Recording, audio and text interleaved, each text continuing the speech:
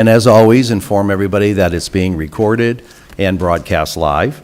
Tonight's invocation will be given by Chuck Wonder of the Santa Rita Fire, our Santa Rita Fire Chief, followed by the Pledge of Allegiance by Victoria Vega, a 6th grade student at Sahuarita High School. Chief. Middle school. I'm already promoting her.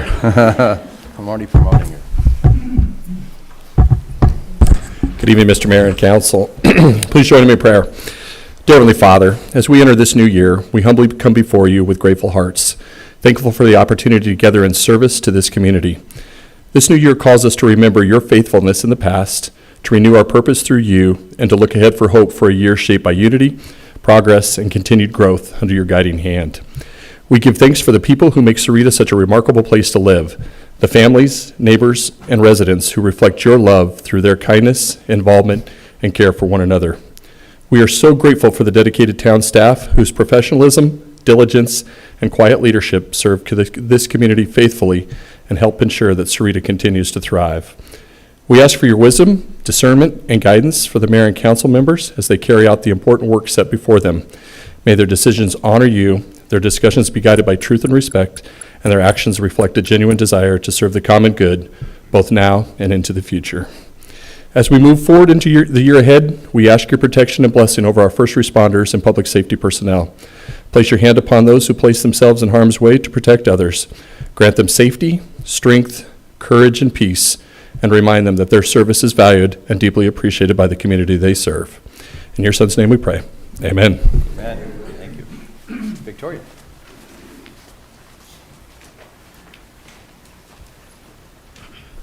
I pledge allegiance to the flag of the United States of America and to the republic for which it stands, one nation, under God, indivisible, with liberty and justice for all.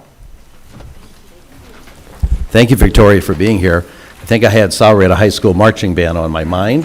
That might be coming up later, so I was already promoting her a little early. Madam Clerk, may I have a roll, please? Councilmember Gillespie. Here. Councilmember Lisk. And she may be joining us. She may be joining us shortly. Yep. Councilmember Lytle. Here. Councilmember Morales. Here. Councilmember Priolo. Here. Vice Mayor Egbert. Here. Mayor Murphy. Here. Quorum present. Thank you. Next is call to the public. Call to the public is now open. Individuals may speak for up to 3 minutes, spokespersons 10. The council cannot discuss matters not on the agenda. However, at the end of the call to the public, council members may respond to criticism, request staff to review the issue or respond, and add the topic to a future agenda item. I have 6 or 7 for normal call to the public. I have 1 for an agenda item, so we'll start with the regular call to the public. Laura Ludwig.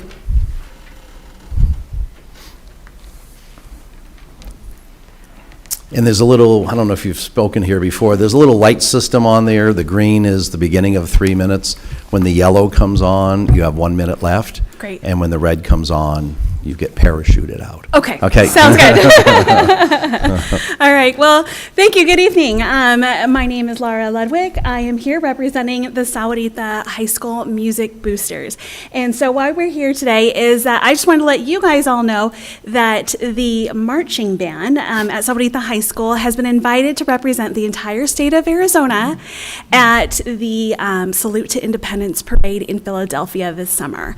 So not only is this just a huge honor for our small town marching band, but this is just a really great opportunity to we're taking almost 90 students from our little town out to the East Coast. So we're going to go to New York. They're going to see the 9/11 Museum Memorial. They're going to see the MoMA. They're going to see a Broadway show, but we're also going to be able to go to Philadelphia and spend that time in a historic, just celebrating the 250th in the birthplace of America, and this is just a great opportunity. So the Music Boosters, we're a volunteer-led and a volunteer-run organization. So our annual budget, it's only about $50,000, but sending students across the country is a lot. So that is it's almost $200,000 to do that. So our goal here is to then just ask for the support from the town, from our residents. We're going to be on a national stage, and so we just want to make sure that we're helping spread the word that we're going to be there.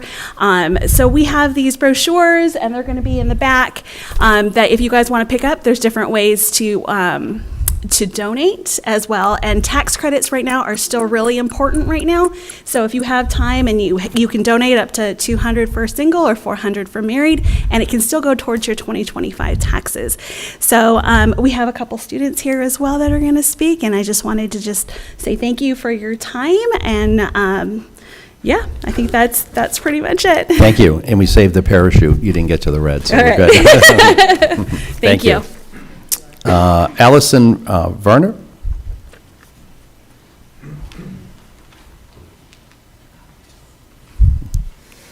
We're very friendly, so. Yeah, good evening. I'm Allison. I'm 16, and I'm also here representing the band. I just wanted to say I think this would be like an amazing experience for all these students. We're taking, like 90 to 100. And for a lot of these kids, we're pretty young, and like this might be our first time out of state, and we get to spend it representing our community and like just having an amazing time. We get, like she mentioned, we get to see the 9/11 Memorial, which will be an incredible experience for our students, just to kind of see that, because we weren't alive then, and I think that'll have a great impact. We'll get to see the MoMA and Broadway shows, and I think just being able to get this experience will help a lot of our students grow, not only as musicians, but as people. And yeah, pretty much. Thank you for being here. Yeah. And thank you for rubbing it in how young you are. That's fine. Don't worry about it. That too. But at least you didn't rub that part in. Maya Lennox?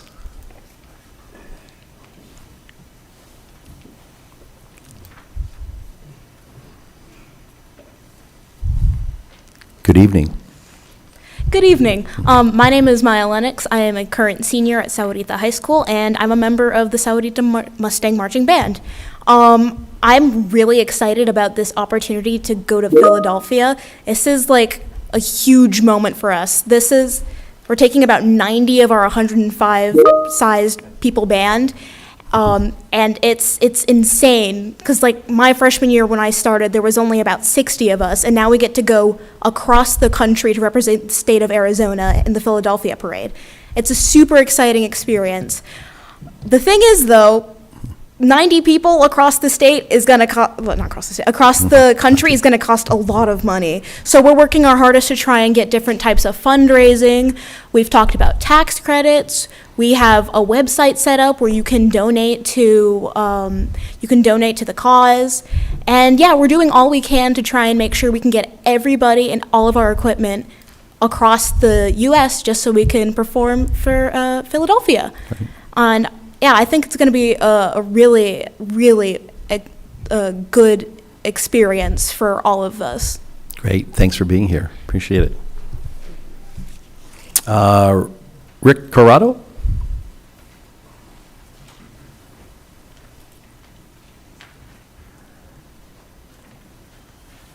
Happy New Year, Mayor. Happy New Year. Town council, town staff. Yeah. Well,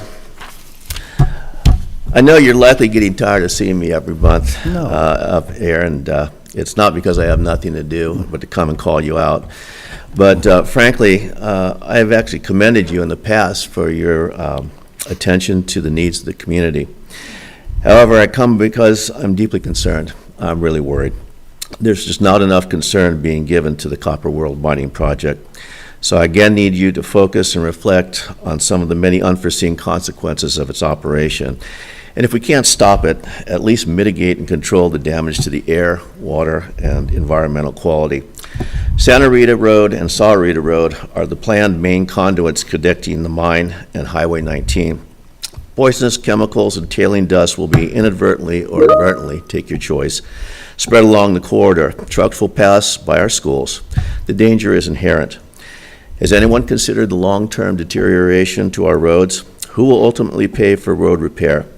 Solution, limit weight, frequency, and access. Another consideration is the transport of liquid hydrogen sulfide. Hydrogen sulfide is used in open pit mining to separate and precipitate copper ore. Mines use sensitive on-site monitors and gas masks in the event of a leak or spill. It is very deadly to breathe. Let me ask you all a question. Do you own a gas mask? Do you carry one in your car? Truck drivers used to be some of the safest drivers on the road. However, training and tests are no longer required. Some drivers do not speak or read English proficiently. I, for one, do not wish to experience another East Palestine, Ohio type of accidental spill. East Palestine was ignored by the federal government. This small, unknown community struggles to restore itself 2 years after the event. Would Sahuarita be any different? I'm still waiting to hear on all the water to operate this mine. Where's it going to come from? Using 4 billion gallons of water per year or more will drain our aquifer rapidly. Water prices will rise. The aquifer is already rapidly shrinking from 30 years of drought. A 2013 agreement requires Hudbay to replenish 105% of the groundwater used to operate the mine at the withdrawal site. There is no chance that even 50% will be replaced. So what's the plan? There is no explanation being given. These are but a few examples of what is most likely to occur. Other venues of transport must be mandated to acquire freeway access. Proactive regulations must be mandated now to monitor air and water quality as well as environmental and chemical disaster. Failure to do so is negligent. I love this town. I love this community. You need to protect us from the greed and selfishness of outside interests who care little or nothing about Sahuarita. Thank you for your attention. Thank you. 3 minutes. Thank you. Oh, I'm Practiced. practiced. I'm It's practiced. Myrna Bravin? Let's see, M-Y-R-N-A and B-R-A-V-N-N? No? Okay.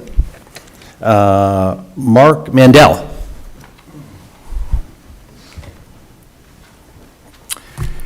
Thank you, members of the Town Council. My name is Mark Mandel, and I live in Quail Creek with my wife, Laura, and our small little feline, Sedona. For many years, our previous waste service provider, Waste Management, allowed residents to recycle glass. Since the town contracted with Waste Connections, glass recycling is no longer permitted. On September 25th, 2025, I contacted the town's Public Works Division to ask about the status of glass recycling. I was told at that time that the town was exploring viable options and that residents would be updated as the process moved forward. It has now been about 4 months, and I have not seen any updates on the town website nor a reply back from that Works Division. I'm respectfully asking whether there is any new information or a status update the Public Works Divisions can share regarding glass recycling. Thank you for your time and consideration. Thanks for being here. Appreciate it. John Doherty?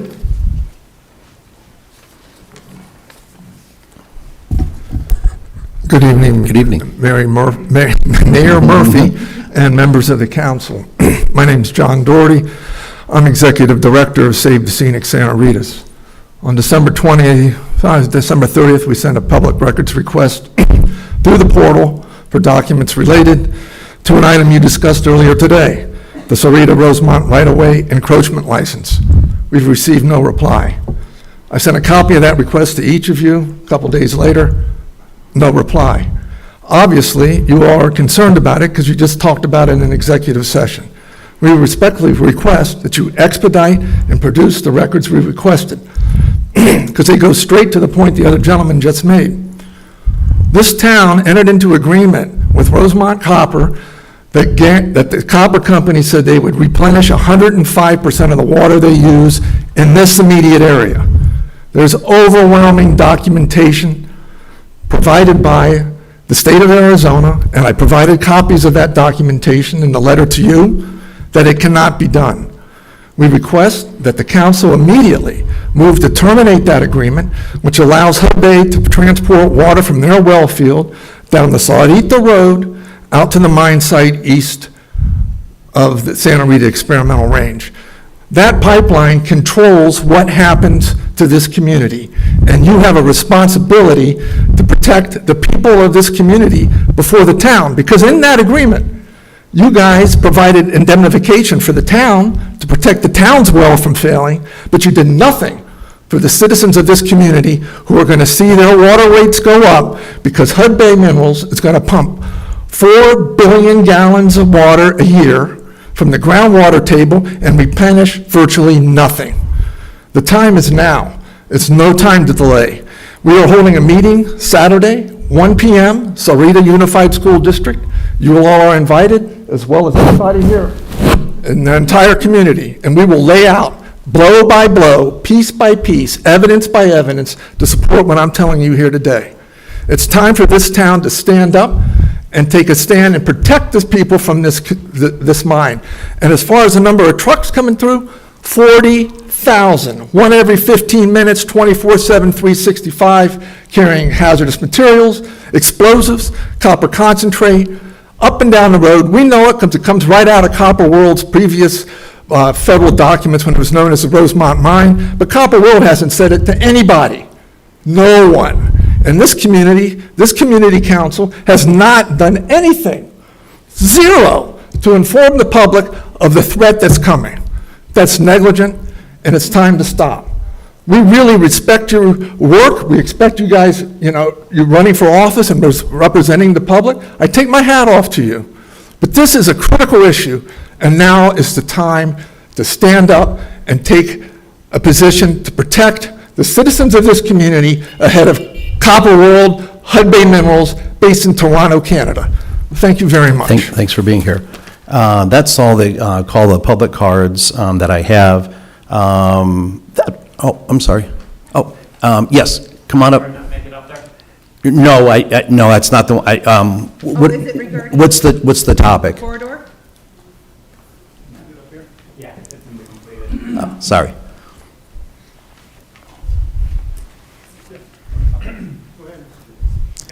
And that's not for an agenda item, right? No. Okay, yep. Thanks. Alan Jennings, 10-year Sarita resident. Due to compressed time, I'll get right into it. On August 7th last year, Police Chief John Nolan violently threw a civilian to the ground right here in the Sarita Town Center. It's been a while, so I brought some pictures. Hoping we can see the man, here we can see the man blocking the door from shutting. The man's holding a tripod in one hand and propping a camera up on a monopod. You can watch the video. There's nothing threatening or menacing or violent about him. Now we can see the police chief's response. Chief Nolan walked directly up to him, muttered something, and then threw him to the ground. The man was still holding his equipment. His hands were occupied in the worst grip for bludgeoning. In addition, he still had not made any threatening movements. The man was not a physical threat.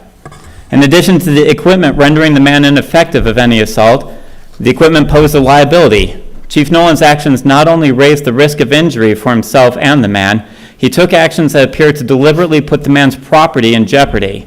Now you can see the result of Chief Nolan's actions. This is not a second-guessing an officer's split-second decision. This is a result of the police chief that chose to escalate a non-violent situation and demonstrate his values in front of junior officers. I raise this issue because Pima County has concluded their investigation. Based on our town's police use of force policy, Chief Nolan cannot be held accountable due to 1, not using a hand to strike, or 2, not taking action calculated to injure or render unconscious. He did not use his hand. He used the floor to strike him. I think that not calculated to injure is generous. I would be surprised if safety equipment is not used in police training for these, because there is a risk of injury during these maneuvers. Sarita charged the man with assault. Watch the video and pick out where the man made a physical strike against anyone. It's not there because it doesn't exist. And now the impact. It's clear that Chief Nolan went the route of using the maximum permissible force, possibly short of using tear gas or something. As you set the direction for this town, Chief Nolan sets the direction for our police force.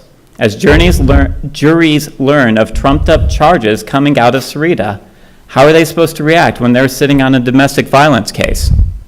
In addition, of course, the police force also has to cooperate with the community for all the investigations that they do. So, Having a violent police force undermines all of that. We want a police force that we can cooperate with and respect as a community. So my ask, adopt a resolution for the use of force policy that prioritizes de-escalation. You do not control personnel actions, you control the town manager. Jean Dillay saw this and said that he fully stands behind police entering a situation and escalating encounters. That has to change. I ask that you adopt disciplinary actions against our town manager because this is in his domain. He needs to be accountable over his responsibility. This is just one incident in a long line of Sarita police scandals that started soon after the arrival of our police chief. Thank you, Alan, for being here. Appreciate it. That's all the call the public cards I have. John, on the one with the letter, obviously it bordered on comment, criticism of not being responsive to the letter. Would you like to say a few comments concerning that? Sure, Mayor. First of all, the town clerk did respond to the records request and let the requester know that we have received the request. The request, just for the record, is looking for upwards of 13 years worth of documents.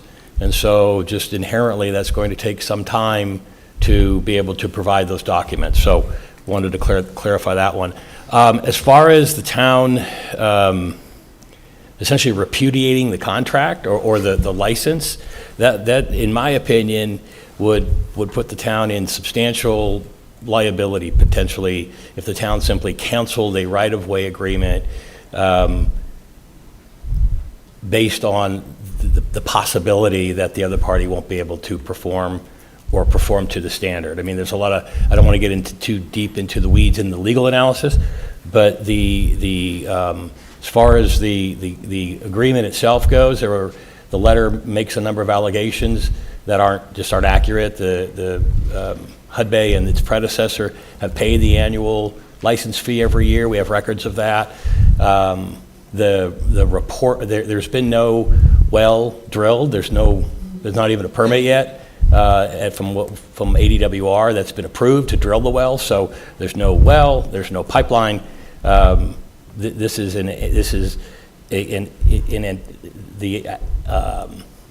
obligation of the licensee is anticipated to occur, but they aren't. The licensee isn't repudiating the contract itself. It's not saying we're not going to perform.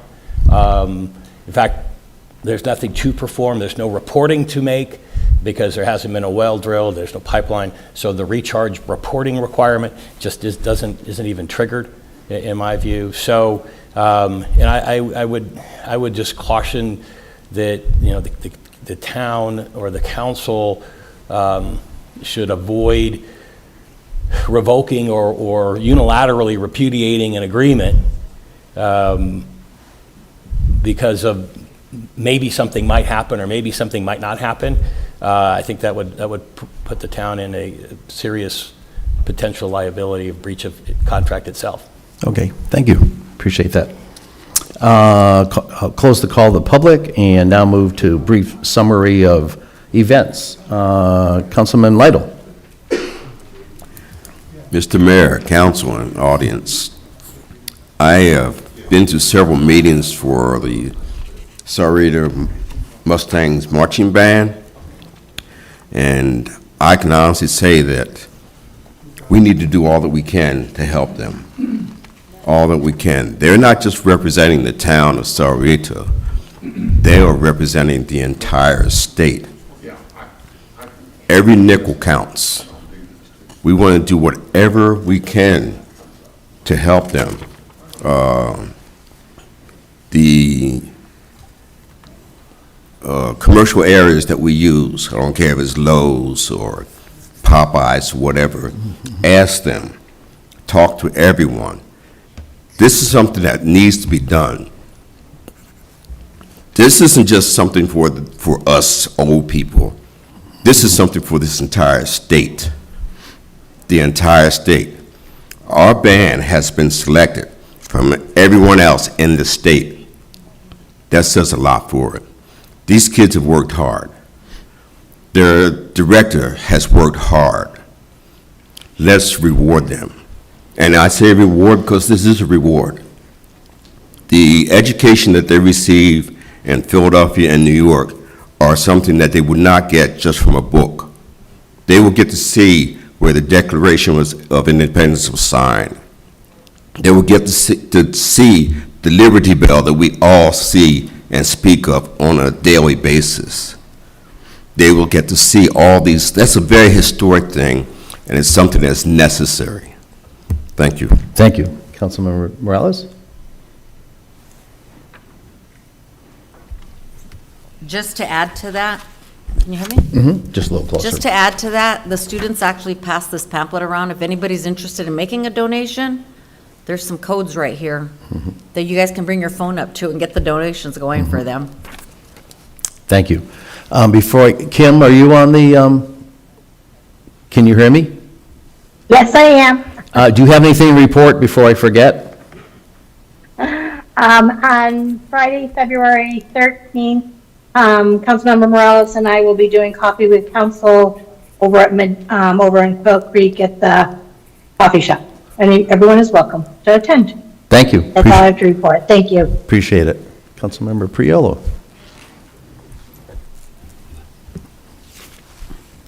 So I'd like to echo what Councilmember Lytle said, and I can remember being 13 and taking a trip to Washington, D.C., and that was my first trip out of Brooklyn, and it was very exciting. So I know how this can shape young minds, and it can plant seeds that you never know what fruit will bear in the future.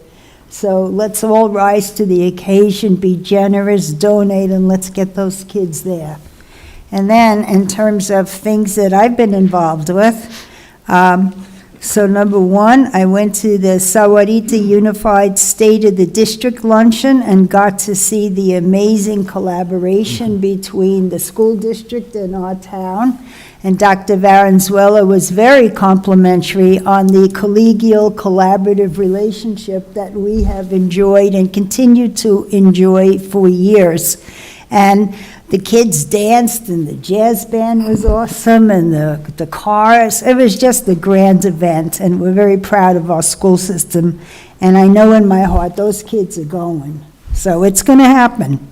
The second thing that I was able to attend, also very informative, the SABA annual event, Southern Arizona Home Builders Association. Learned a lot, got to hobnob with lots of builders and developers, great conversation, see the world through their eyes and the challenges that they're facing. And then last but not least, bowling for elected officials. I got a 56. My gutter ball is still the same. I can just tell you all of that. Metropolitan Pima Alliance, but went bowling with the mayor, and it was a lot of fun. Thank you. Dr. Gillespie, Vice Mayor? Just a couple things. I was asked to give the council a big thank you from SHS, the students that go there. You can't imagine how many people have told me how grateful they are that that left turn green light helps immensely. So thank you, staff, for making that happen. It's really made a difference, and whenever somebody mentions it, they're like, tell the council. So the council, the people appreciate it. And I just wanted to touch briefly regarding the marching band. I echo what has already been said, but I wanted to clarify maybe for educate. Laura Ludwig mentioned the 2025 tax donations. For those that may not know, you're going to pay those taxes anyway. You just get to decide where it goes. And so by filling that out, you're saying the money that you would send to education, the general fund, you can say it's going to go to the Sarita Band. And so you can do that for 2025 currently, just for a few more weeks, probably. I can't remember the deadline. Up to April, I think. Okay. Yeah. And then you can also do 2026. So any couple can do $800, and it won't cost you anything. It just says, take my taxes that you're going to give anyways to the school band. And so just wanted to make sure that was clear, because that's an easy way to support them, and it doesn't actually take money out of your pocket. So. Thank you. And a final point on the band, Mr. Garland, our band director, was one of the top 10 teachers of the year as well, on top of everything else, probably why they got to the level of being selected for that. And I've already done my tax credit, so. Thanks also to the Chamber. I attended their very successful Business Expo and Taste of the Valley over at Desert Diamond, and it was nice. We had our high school culinary kids as one of the restaurants over there. So we really appreciate that collaboration with the Chamber. I also presented to the Green Valley Sahuarita Realtors Association over the last couple of weeks and gave them an update. And obviously, we're one of the bright spots when it comes to home building in our region, as we learned when a couple of us went to the Saba installation of officers. So thanks for Jeremy at Rancho Sarita for hosting us at that event. Also, the SUSD, State of the School District, to Councilwoman Priolo's comments, there was almost as many shout outs to that relationship with the town as there was all the accomplishments that they've done with the school district. So that was really nice to see. And that's just the Sahuarita Winds way, that we try to work together on those types of things. Also did bowling with Councilmember Priolo. I got at least one over 56, so I got to claim bragging rights to that. And as a last reminder, this Saturday, the Sahuarita Classic Car Show from 10 to 1 over at Quail Creek Veterans Memorial Park. It's a $5 entry, but we have this great relationship with the Santa Cruz Car Nuts, and basically all of the money that's raised helps our SUSD high school's automotive program. So basically all the money that's raised, I think they're up to over $800,000 over the life in scholarships and money to the organization. I think they have about 350 cars signed up. It's one of the bigger car shows in southern Arizona, so I'm very excited. I get to judge a mayor's trophy, so I make one person happy and 349 unhappy, so that's always really fun doing that, but it does go to a good cause. And as a reminder, February 9th is our next regularly scheduled meeting. And at this time, I'll turn it over to Madam Clerk with item number 7.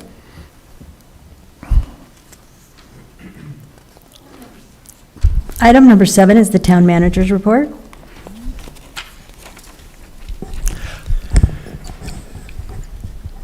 Oh, I have you down as an agenda item that we haven't got to yet. I do, but I have 2 other things that are not an agenda item. Oh, we've already closed the call to the public, so we'll have to wait. But you can submit it to us afterwards, but I have to stay on the agenda. Give me 6 minutes.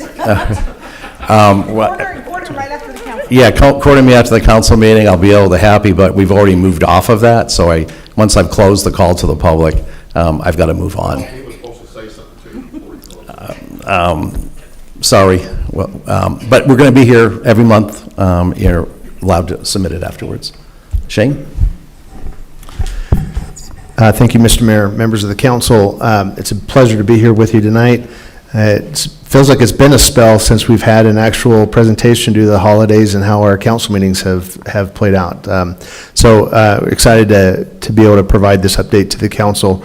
But before I get into the details of the manager's report, I wanted to let you know that the minibus bill was signed into law this morning that contained the $2.5 million allocation for the lake project and the little over $800,000 for the PD radios.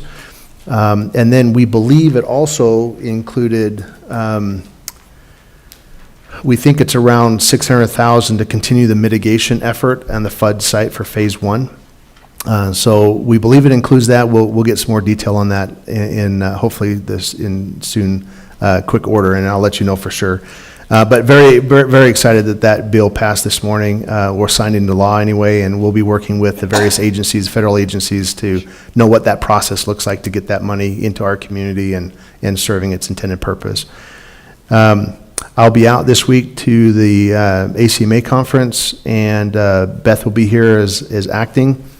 And then just wanted to put on your radar that The ADEQ and the Army Corps of Engineers is scheduled to be here on February 3rd. It's not, it's a closed meeting for stakeholders that they're working with on the mitigation of the flood site, and they'll undoubtedly be talking about other projects around the state. So they do this annual meeting, and they've picked us as a place to host that meeting, so we're excited about that. And then I think I'll take just a quick minute, Mr. Mayor, members of the council, to at least address, we had, during the call to the public, Mr. Jennings, if I got the last name correct, if not, I apologize, demanded some accountability on the event that occurred early August of last year between Chief Noland and Mr. Freeman. The specific request in those comments was we need to make sure that we have established policy on de-escalation and the effective use of force. I want you to know that our police department is accredited nationally, and in order to do that, they had to go through a complete rehaul of their policies, standard operating procedures, department policies, and to make sure that they all met industry standards. And that does definitely include use of force. And the reason why I bring that up is because one of the first things that my office did in response to that event was to engage the services of independent reviewer, so that the police department turned the case over to Miranda Police Department. Separate from that, which was the right thing to do, make sure another agency is actually looking at that. The next thing, the other thing that I did was I reached out to the Department of Safety, Arizona Department of Safety, and I asked them if their Bureau of Investigations would engage and provide service to my office, especially to review the conduct and actions of our staff in relationship to that event, and make sure that make sure that we were in compliance with our own policies, which I knew were recently overhauled due to the accreditation of our department. And so we had that review. In addition to that, we had as part of the normal judicial process, the county attorney's office also had a take on all this. In all three instances, there was not found a violation that our staff complied or operated outside of our policies and established procedures, and that use of force was in line with those procedures and policies. So I just wanted to make sure that you knew that there was an accountability that way. My evaluation is next month, so you have an opportunity to weigh in that way if you'd like. But part of my job was to make sure that we allowed due process to play out. There was a lot of interest in taking immediate action, and that's really difficult if you don't allow due process. And that due process is there to protect everybody involved, not just our employees, but the public that's involved as well. So it's important that we allow due process to play out, and we have an accountability of each of those agencies and how they weighed in on that. So if you have any questions about that, I'm happy to answer. If not, I'll get into my report. Yep. Thank you. So pleased to provide you a quick update on our activities from December 15th to January 15th. And all the hands that made it possible. This really is a team effort. By way of new employees, we had one join our ranks. Ernesto Hernandez joined our information technology team as a systems technician. I can't think of a finer team for him to join, and I had an opportunity to meet Ernesto, and he's got a nice light about him. He smiles, he's engaging, and I think he'll make a fine addition to our IT team. So we welcome Mr. Hernandez on with our family. By way of service milestones, we have two employees that are celebrating significant milestones. One, their 10th year anniversary, and one, their 20th. For the 10th year anniversary, Officer Petty, many of you know Officer Petty. She's wonderful and engaging with our youth, and we appreciate her service. She's celebrating her 10th year anniversary with the town. And then celebrating his 20th year with the town, believe it or not, which is really an accomplishment. Jesus Bustamante, a police officer with our police department. So we congratulate both of these officers for their continued dedication to our community and the service that they've rendered over those years. We'll jump into some major department highlights. Again, the report itself has far more than what we can cover in these brief remarks, so the public is encouraged to read those reports. They're found on the town manager's website of the page on the town's website.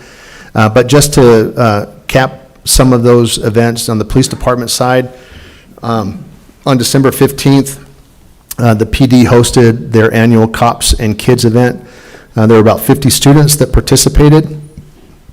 They each received a $200 gift card, and they were accompanied by an officer as well as Councilmember Morales and Councilmember Lytle and the Vice Mayor. Thank you for participating and supporting that.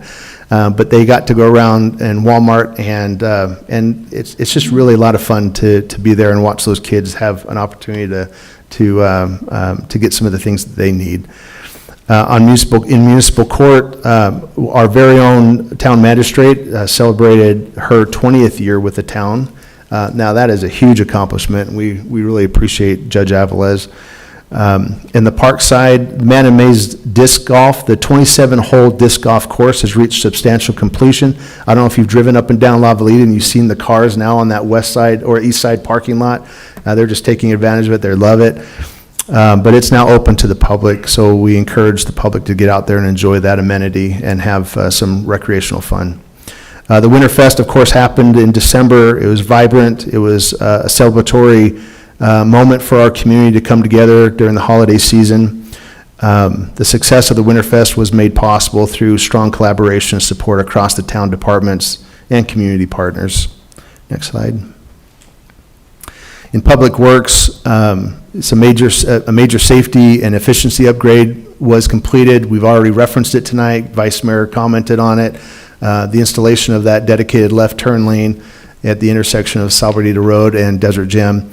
I benefited from that this morning, or actually at lunchtime, trying to get into the high school, and it was pretty busy otherwise, but that left turn lane just really made it actually pretty smooth, so that was great. Safety is really number one for our kids and the general traveling public. In economic development, we had staff meet with a company architect called JLG Architects. They're a national planning firm for designing community-focused projects nationwide.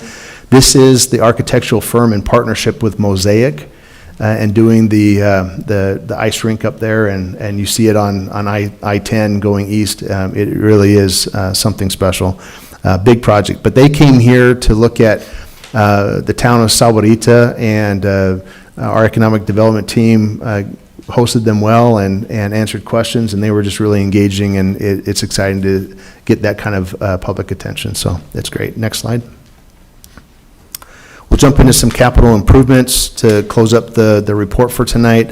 The PD expansion update, overall, the project is within budget and on schedule, with ribbon cutting expected this year, December.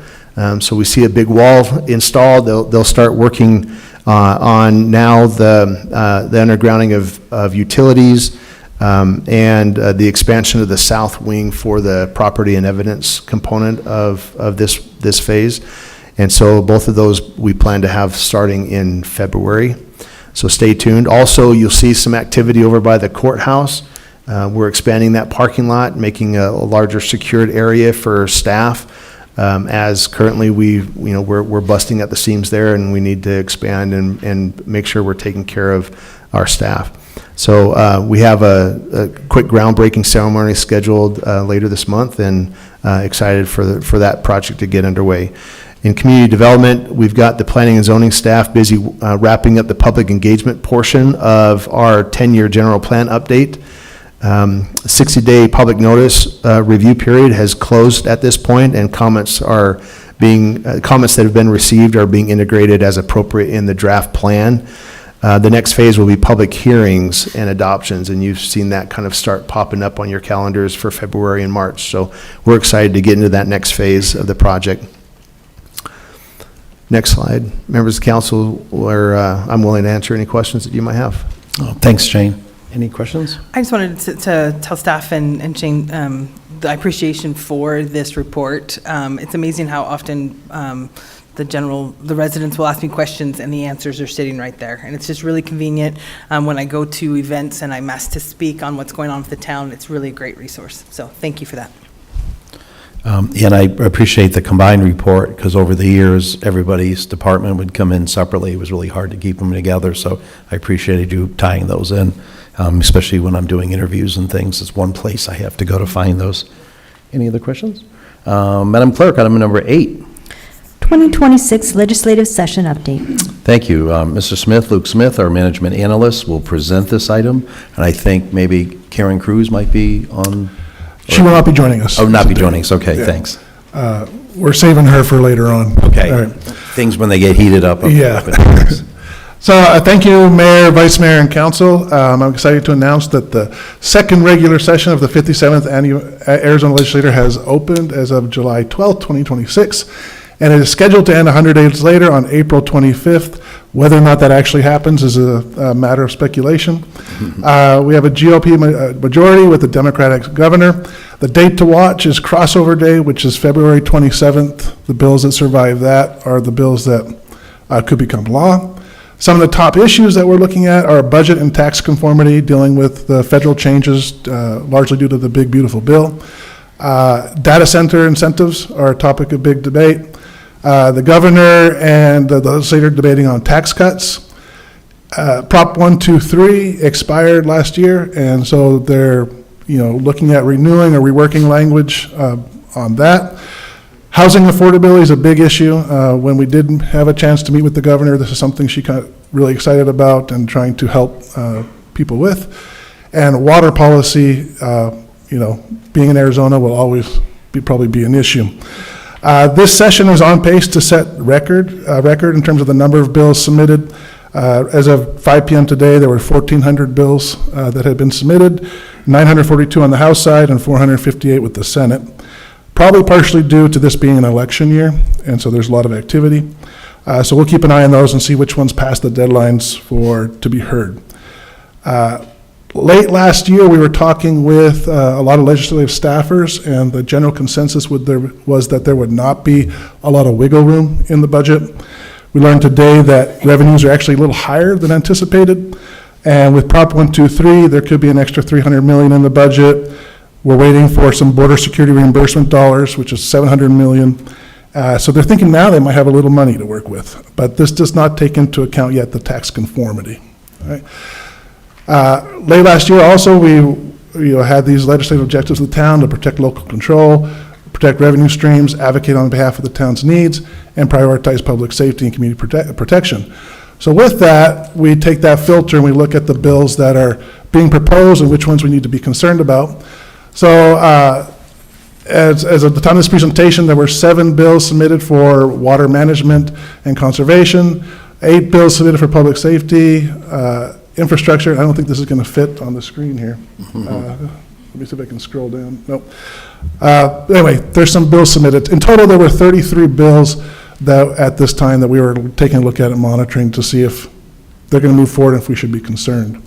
The 5 most impactful bills that we identified at the time were HB 2052, which has to deal with management plan and water loss. This would cap municipal water loss at 8%. So from where we take it to reaching the end user, this will have impact on a strict system maintenance and reporting requirements. We have HB 2115, which caps public monies or limits political subdivisions like a town or city to spending 8% of received public monies at admin costs. This would restrict municipal funds, municipalities to fund staff and programs necessary to sustain growth. The wording on this one was a little interesting, and so we do expect some changes or amendment to this.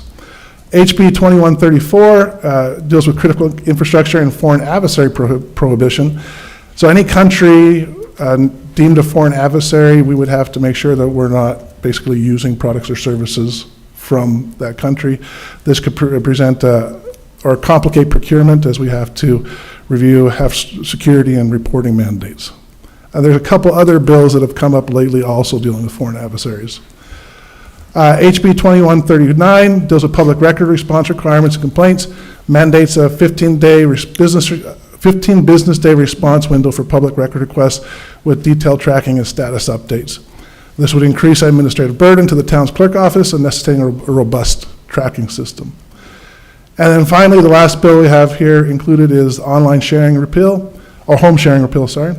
This repeals the framework preventing local governments from regulating short-term and vacation rentals, so this could return local control to municipalities on some of that rental revenue.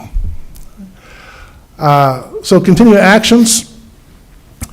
We're going to continue to monitor and track legislation in cooperation with our capital lobbyist, Karen Cruz. Prepare regular briefs, so you'll be seeing more emails coming from me, just updating you guys regularly on what's going on. Collaborate with stakeholders in other jurisdictions, which we're doing largely through the league. Coordinate advocacy efforts on behalf of the town's interests. Engage town legislative ambassador, Councilmember Priolo, and we've talked about establishing regular meetings with her. And hold study sessions to discuss pending legislation. Our lobbyist, Karen Cruz, does expect that the government might ask us to weigh in on some issues, and so we'll make sure we represent the town well. Last thing I want to mention, I don't think I did, a big issue that is ongoing is the Colorado River debate. I know all the governors of the basin states have been invited to DC to hopefully work out a compromise. We're hopeful, but this could be a hard-fought process to come to some kind of agreement. So that's all I have, and I'll... Thank you. Any questions from council? Any questions? Thanks, Luke, and I know you'll be a returning visitor as the legislative session continues. Yes. Item 9 is the consent agenda. I'll entertain a motion at this time. So moved. Do I have a second? Second. We have a second. All those in favor signify by aye. Aye. Any opposed by nay? Aye. Motion carries unanimously. Madam Clerk, item 10A. Discussion regarding the fiscal year 2025 audit results. Thank you, and Mr. Mariotti, our Finance and Technology Director, will present this item, or maybe not, unless he's grown a lot longer hair than he has currently. Welcome. Thank you. And this will be a joint presentation also with Advicent Assurance LLP, if we have representatives here tonight. Thank you. Just have to push the button. There you go. Good evening, Mayor and Council. I'm Jeanette Barrales, the Finance Manager for the Town of Sahuarita, and I'm here representing AC tonight.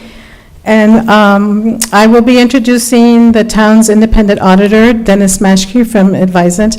He will be presenting the findings for the fiscal year 2025 audit. We are required by state statute to present the audit 90 days after it is completed, and this year the audit was completed on December 23rd. And as you will see from Dennis's presentation, the Finance Department continues to diligently use the town's resources wisely to be transparent and to have adequate reporting.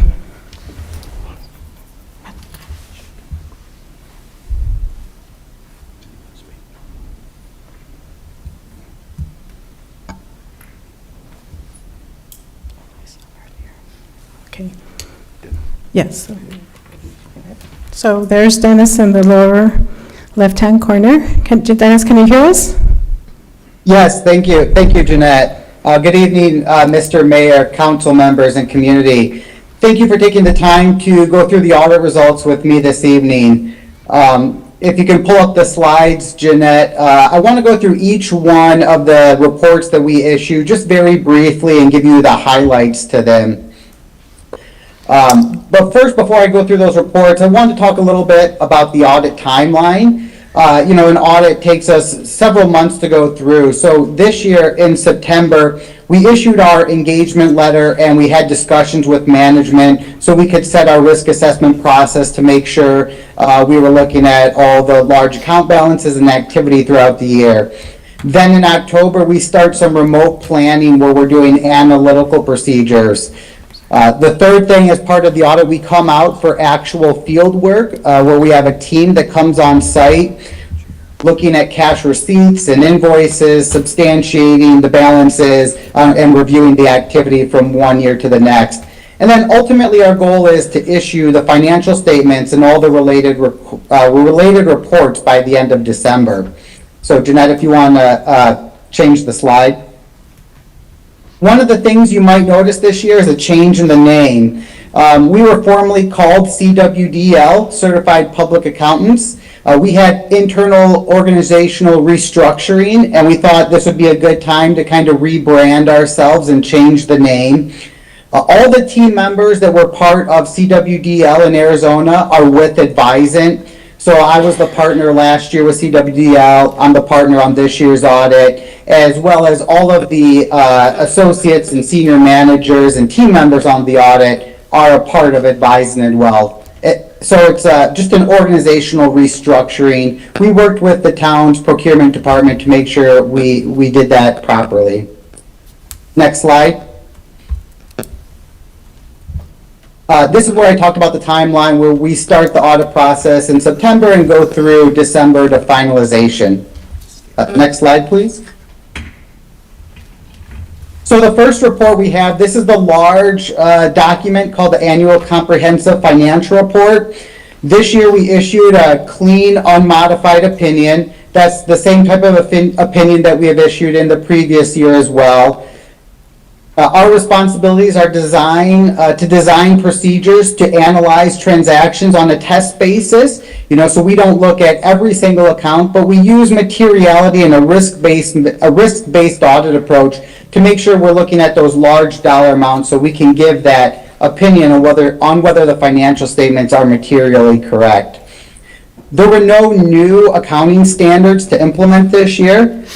And again, we issued a clean, unmodified opinion. Next slide. So I want to give a brief overview of some of the major parts to the financial statements. The audit opinion, you can read our opinion on page 17. The management's discussion and analysis, that's on page 20. That gives a key overview of the changes in activity from one year to the next. So if I was to recommend a couple different areas to read within the 100-page document, one would be that management's discussion and analysis to kind of get an idea of what had changed, as well as the statistical section. That's at the end of the report. It starts on page 89. It gives you financial trends over a 10-year period. So you can look at how the revenues or cash balances, how things are trending, taxes, and a wide variety of other debt capacity and demographic information. The single audit report, which was the slide that we're just on, that's where we test the federal programs and internal controls. So anytime the town has over $1 million of federal spending, it'll be $1 million here for fiscal year 26. For fiscal year 25, it was actually $750,000. We need to perform what's called a single audit to test those federal expenditures. The town had about $1.8 million of federal expenditures, mostly relating to that coronavirus state and local fiscal recovery funds. So we tested that program in accordance with government regulations.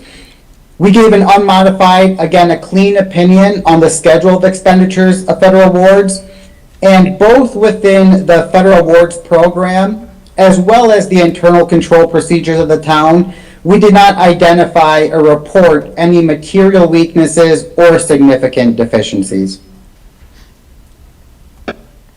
The third document is the governance communication. That's just a standard communication between the auditors to give to governance to let you know that we're independent of the town, whether we had any significant accounting estimates or disagreements with management, or any corrected or uncorrected misstatements. And for the fiscal year ending June 30th, 2025, there were no disagreements, and there were no corrected or uncorrected misstatements. And then our significant accounting estimates really relate to when we're looking at capital assets, looking at the useful lives of those assets and the related depreciation methods. The annual expenditure limitation report is the next report I wanted to briefly touch on. as you can see here on this slide, it gets calculated by the Economic Estimates Commission, and the town is well under the annual expenditure limitation. And finally, the last report that we issue is what's called the Highway User Revenue Examination Report. That's where we're looking at the transportation fund expenditures, just to make sure they're in accordance with Arizona statute and the Constitution. And again, reviewing those expenditures, we did not note any findings. And that's a brief overview of the audit. Great results to have no findings, significant deficiencies or material weaknesses. Really clean. We really appreciate AC and his team and Jeanette's work. We asked for a lot of documents throughout the process and really appreciate their partnership in getting us what we need so that we can review everything and turn it around in a pretty quick, 6-week period between the close of the financial statements and getting everything issued and the audit complete for the end of December. And I'll open it up to any questions. Any questions from the council? I mean, obviously, it sounds like a good report. We appreciate the partnership. I know I always get interviewed as part of that process as well, so thanks, and thanks to Jeanette, and I know she goes a long way to keeping AC straight.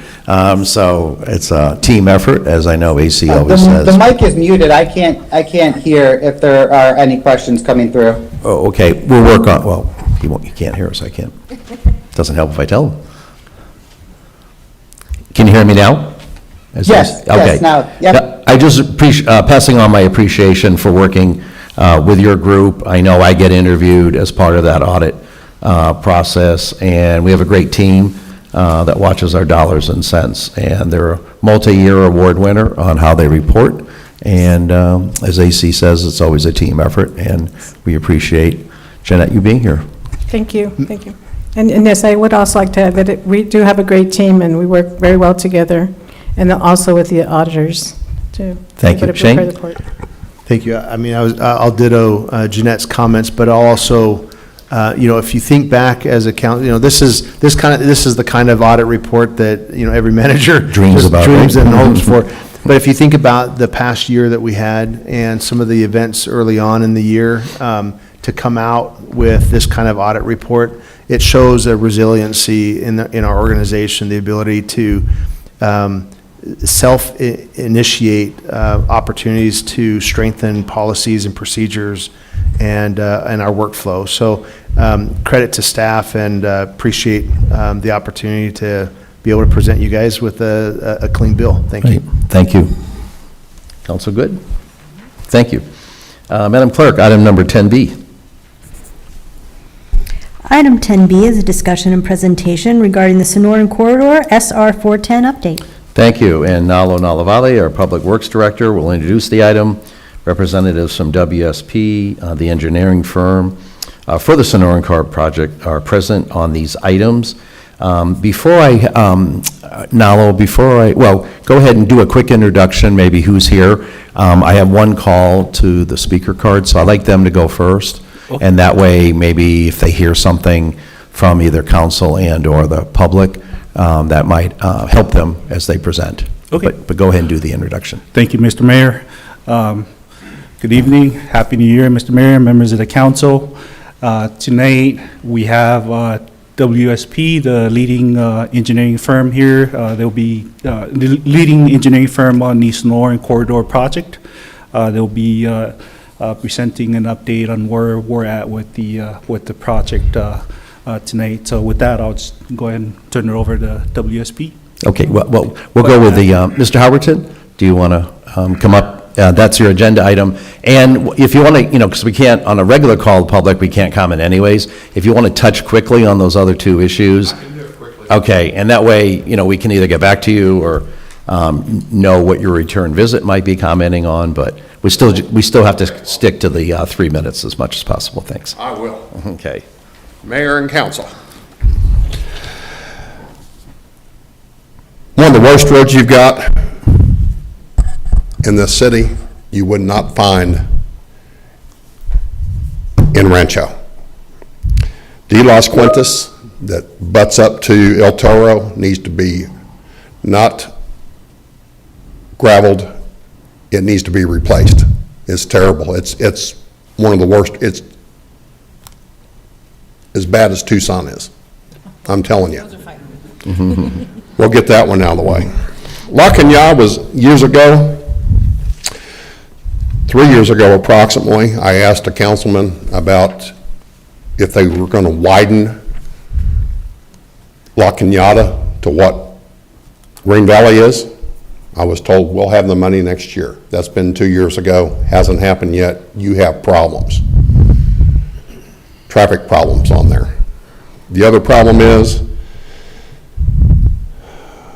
and I hate to say this, I see more sheriff's departments pulling more people over and 0 city policemen pulling anybody over on La Cañada, day or night.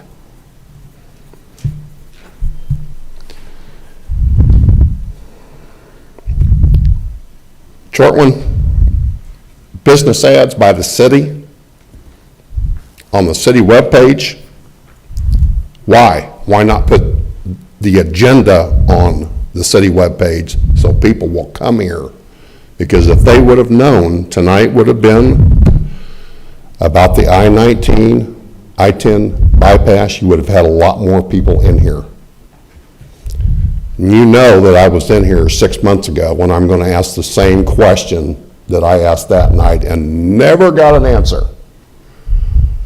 If this corridor happens, which it may, why aren't you having the realtors tell the people that are buying the houses off El Toro Road that there's a possibility that those houses will be condemned? I asked that 6 months ago and never got an answer.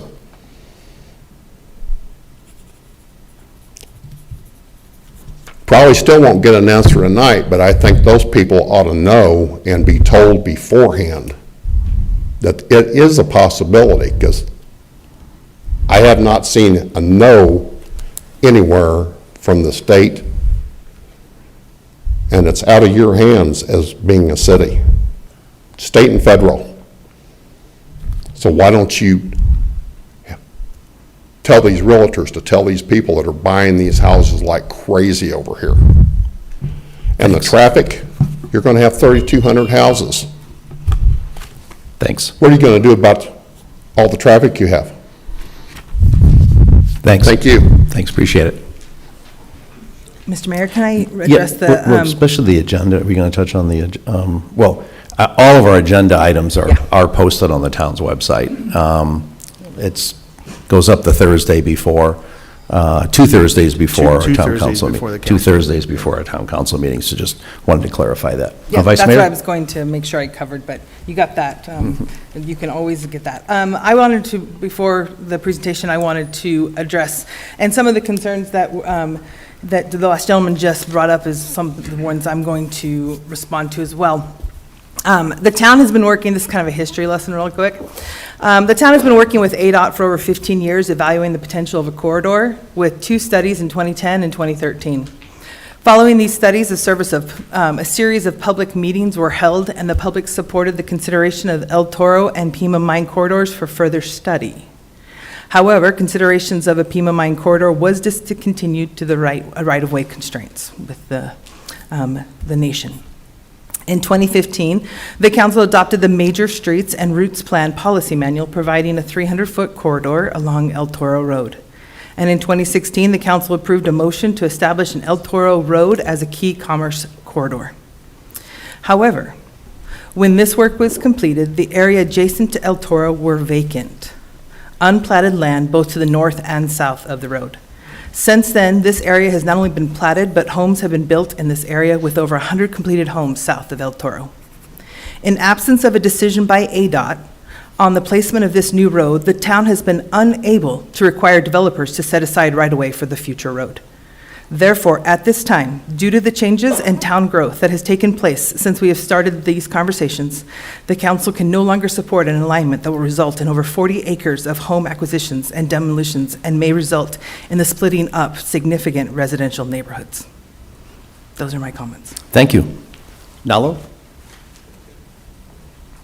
And for my colleagues afterwards, during, obviously, everybody's, can comment as well. Thank you. Thank you for kicking off, Vice Mayor. Good evening. Good evening, Mayor, council members, town staff, and community. Advance this slide here. ADOT and the Sonoran Corridor project team are very happy to be here tonight to provide an update on this study, as well as receive your feedback. These are a few topics that we're going to touch on, focusing on the public comments that we received during the scoping process in the summer and how that input has influenced the alternative development moving forward.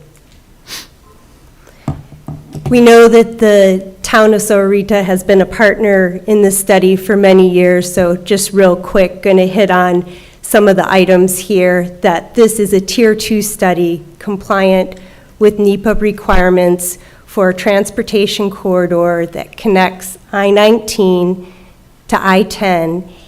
That study is segmented, and we'll get to this a little bit when we get to the comments. It's segmented in 3 pieces, so I'm showing that here, where the first segment is in the southern end up through the last segment at I-10. Can I interrupt just for a second? I was going to, can I see if I can beat you to the punch? Okay, go for it. I thought our numbers were reversed. First phase is from Vail to the airport, second phase is down, and third phase is to I-19. So I just don't want any confusion based on that numbering system. Sure. So this is the segmentation of how the study, to simplify the study, this is not the segmentation in order of how the corridor will be implemented, and maybe that's what you're That's what I was thinking of. referring to. Shane, did And I had a different. Okay, you go.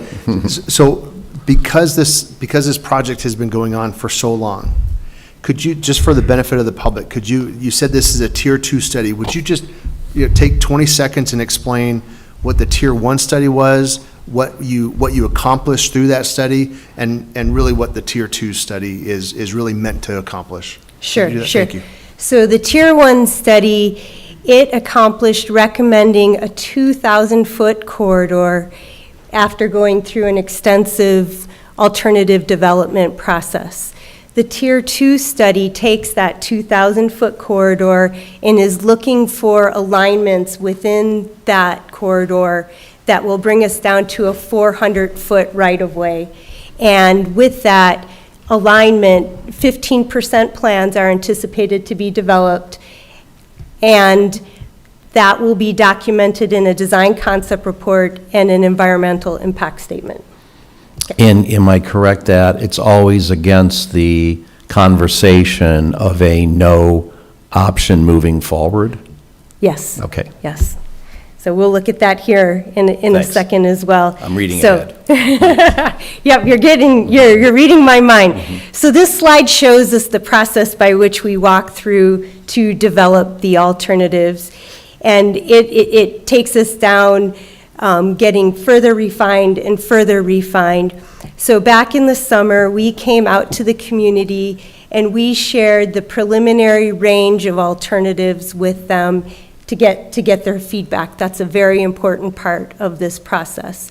And so with that feedback, we have been using that information to help us refine the alternatives and moving forward to the reasonable range of alternatives that will again be studied in greater detail and compared against a no-build option.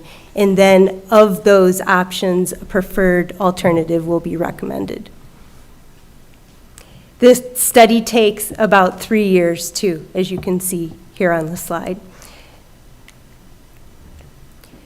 So again, going back real quickly, between the Tier 1 study that was completed in 2021, it defined the alternative that you see on the screen here as a 2,000-foot corridor. The Tier 2 study started about 2 years after that. As you can see, and as you all well know, development has occurred within the corridor through the entire extent of the 2,000-foot at the I-19 connection. We've received comments from the town. We had the formal meetings in the summer, and that's what we really needed to get to walk through a NEPA compliant process. So I'm going to touch a little bit on the meetings that we had. One meeting was in person, one was virtual. The in-person meeting was held here. We had a great showing from the community, which is invaluable, as I mentioned. There was about a month time period where we collected comments from both that in-person and virtual meeting. We had about 700 questionnaires filled out. These included 5 open-ended questions, and I'm going to walk through each of those real briefly. There were about 2,000 responses, and I can assure you that the study team has gone through those comments, each and every one of them, pulling out the nuances, pulling out the themes, so that we can better understand how to move forward. Also want to acknowledge that of those responses and comments, a large percentage of them were from this area of the study. So the first question we asked was regarding the purpose and need. And again, these were open-ended questions. So you're going to see another category on these slides where sometimes the respondents didn't directly answer the questions. But you can see here that 40% generally agreed with the purpose and need, 34 didn't. If you combine those that were neutral, that agreed with the purpose and need, but not necessarily the corridor, you're at about 54% with agreeing with the purpose and need. The next question we asked was specific to the alternatives. So again, back to that segment 1, that's at the I-19 connection. We had 3 build alternatives that we shared and requested input on those. And again, looking at the pie chart, you can see that there was a strong response for the no-build option. And some of the reasons that we heard for that was the development, the river, the pecan groves, the natural environment. Moving up along the north-south piece of the corridor, segment 2, very similar response in terms of no build preference or build preference. Some of the items that were mentioned as part of the feedback in this segment related to the airport access, drainage, a lot of drainage ways in this area to contend with, grazing. The fourth question related to the third segment, so where we connect up to I-10. And again, very similar to the feedback that we received in the other segments in terms of preference for the build alternative and the no-build alternative. The last question we asked was specifically about the no-build alternative. And you can see here a large number of people responded with support for the no-build alternative, and I can share a little bit more insight as to the comments that we received. For the no-build alternative, we received comments that were along the lines of the freeway isn't necessary, plenty of more important improvements are needed elsewhere, not convinced the route will save time, I don't think it's needed, and unless you can do it without destroying people's homes, don't do it. Some of the other comments that we got, just an example of how it doesn't necessarily pertain to the alternative, related to public transportation would help significantly reduce traffic if there are possible tax breaks. So good feedback, but not necessarily helping us with the build, no build option. Some of the build examples we got were something needs to be done, existing infrastructure is already overtaxed, do something before additional development occurs in the area. So back to that alternative development process diagram that we walked through. 3 general factors that influence the refinement of alternative relate to the agency and public input that we receive in that scoping process, the continued environmental studies that take place within the corridor. So we've had professionals out there doing surveys for various biological species and so forth. The engineering analysis also plays into the factors of how the alternatives get refined. And so since the public meeting, we've also gotten the updated model information from PAG on the 2055 forecasts, which is the year in which we're designing for. So lots of factors go into how these alternatives get better and better, hopefully, as we progress. So what have we done since we've met with the community back in the summertime? We have met individually with several of the local agencies in FHWA. We've had over half a dozen meetings, including with your town staff. And we've talked about what are some possible paths forward from where we were in June. One of the options that we talked about is, what happens if we continue with the study as planned? A lot of work went into the Tier 1 analysis. There was a decision made on a corridor, a lot of effort into that. Another option that we talked about, well, what happens if we shorten the study limits? And then we also talked about what happens if the ultimate roadway type is adjusted. So I'm going to walk through each of those a little bit. So continuing as planned, obviously it doesn't address the feedback that we received during the public scoping process.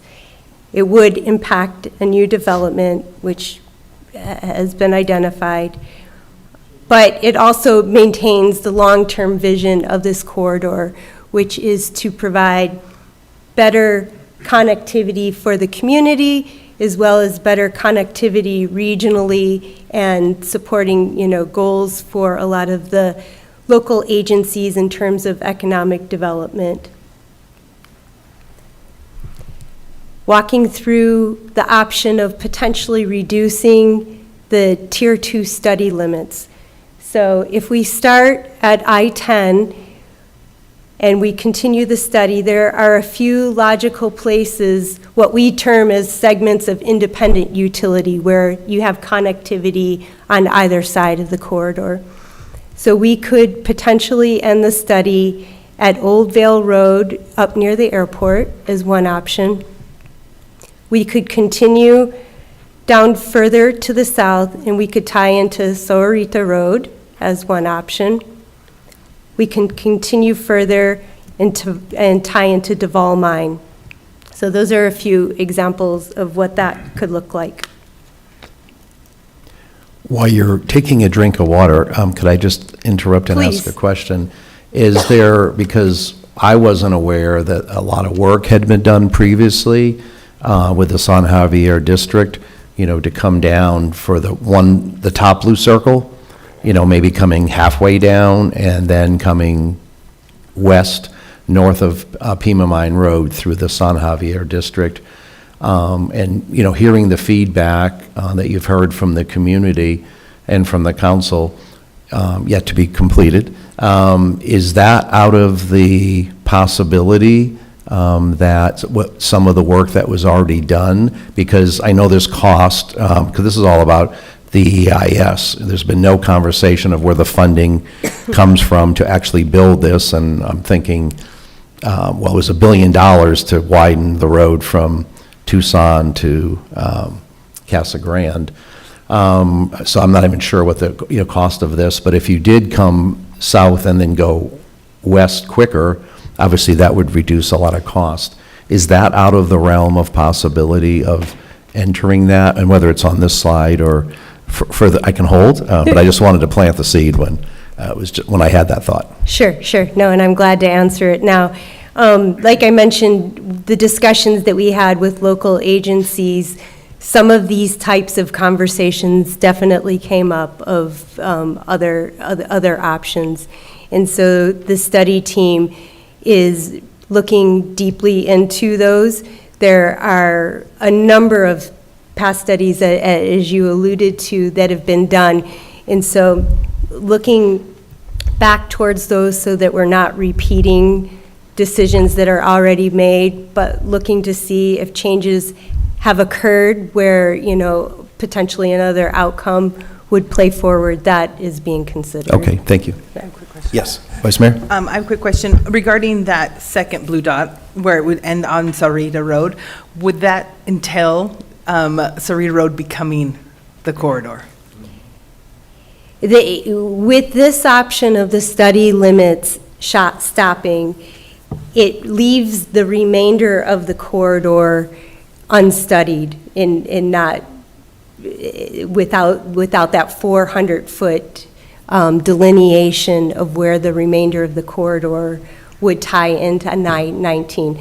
Now, the reality is, if it stops at Sahuarita Road, that is going to be used to connect to I-19, yes. Okay, we have 4 schools that go directly on that and 2 in a very close percentage to that. That is 6 schools. It is not appropriate for a corridor to be with that many schools. So just to let you know, I'm completely against that even being a possibility.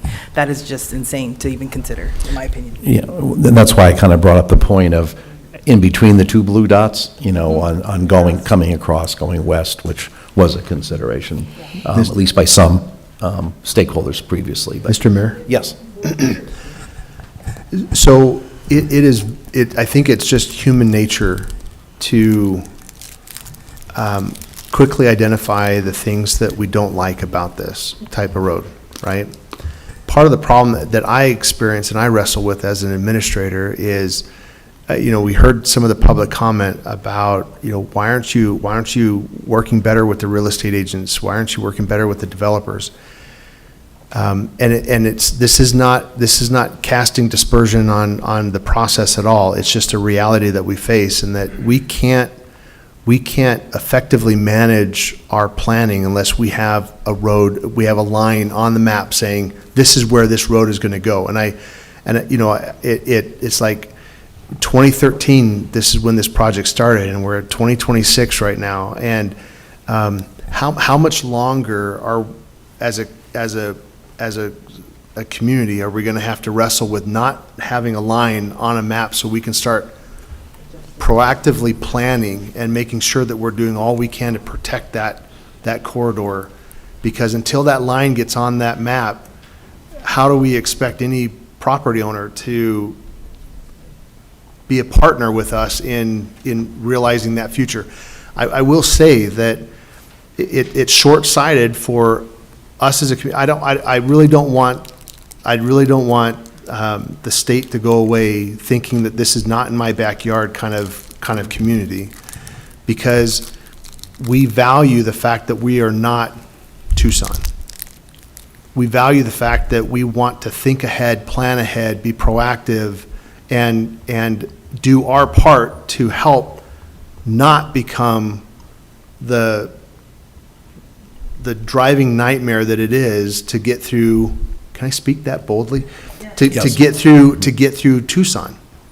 If you compare your experience driving in Tucson to driving up in the Phoenix Valley, where you've got the 202 and the 101 and the 303 and the 51 and the 347 or whatever. I mean, it's impossible if you don't plan for things like this. And this requires people to think ahead. It requires people to have some vision and understand that somewhere along the way, property is going to have to get acquired to make a road like this possible.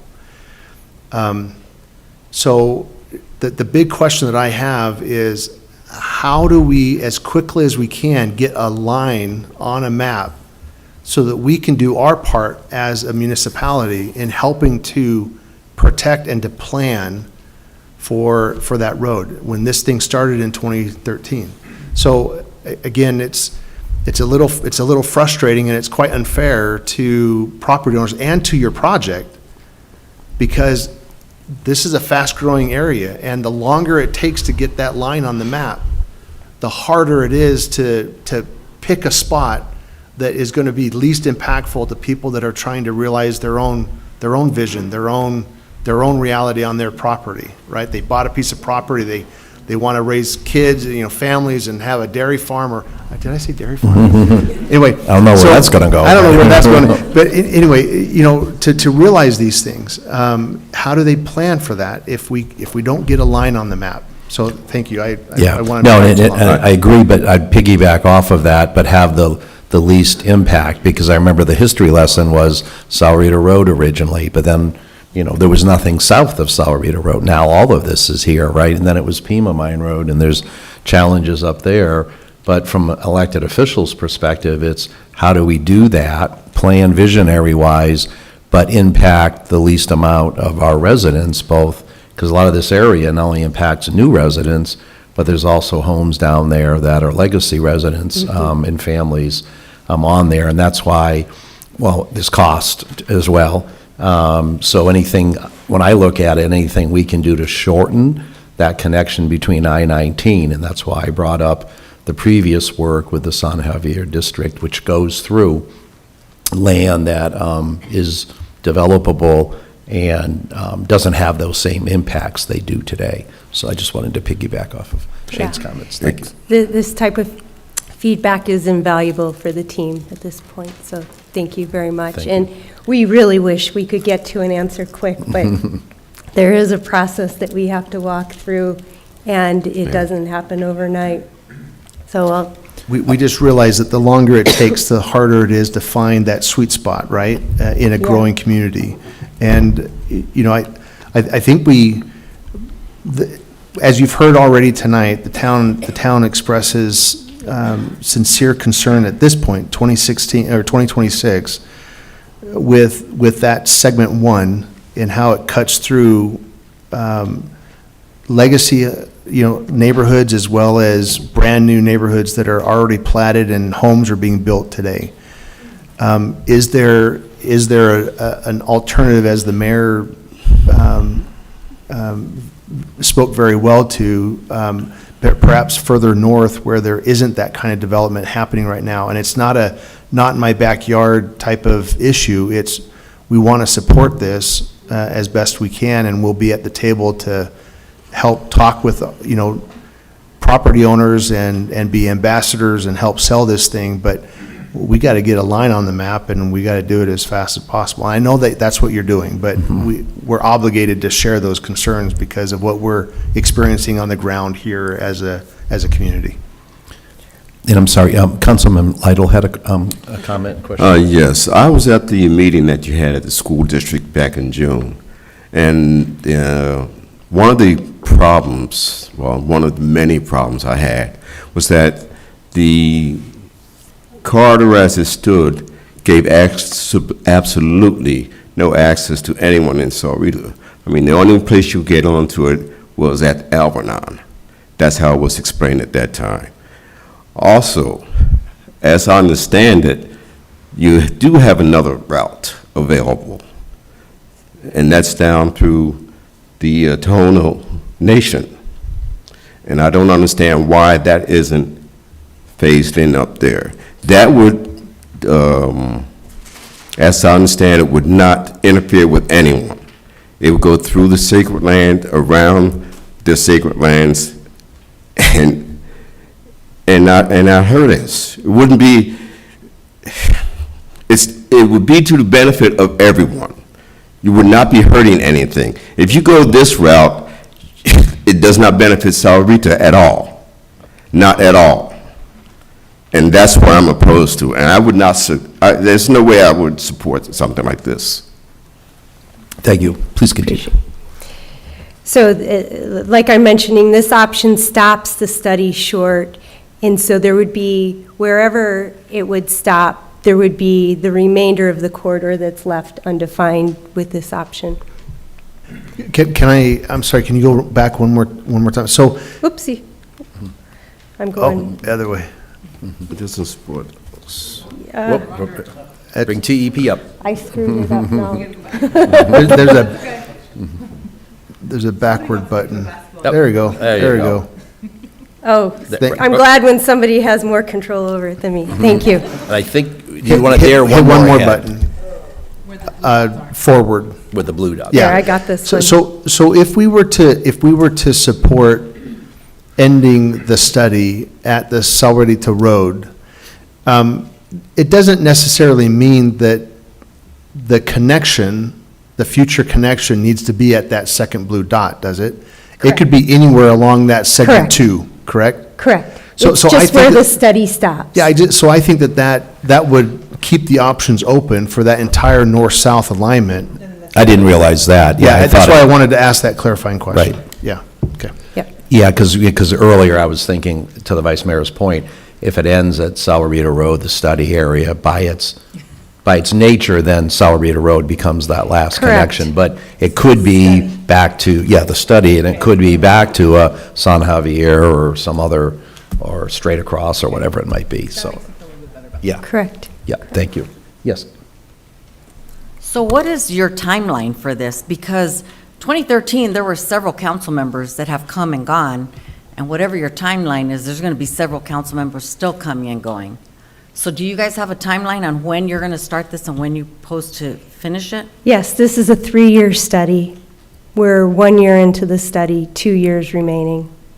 So you're planning on starting the project in 2 years? No, we should finish this study in The 2 study, years. not The the study, but project. when do you plan on starting, if, whatever your study, the answers you come up with the study, when are you going to start the project of the corridor? Currently, the project is not funded. Could be And never. so that will depend upon the funding. As part of the study, we will have an implementation plan, and so that will include an analysis of what portions of the study area should be built first, based upon, information like traffic data and safety and access and so forth.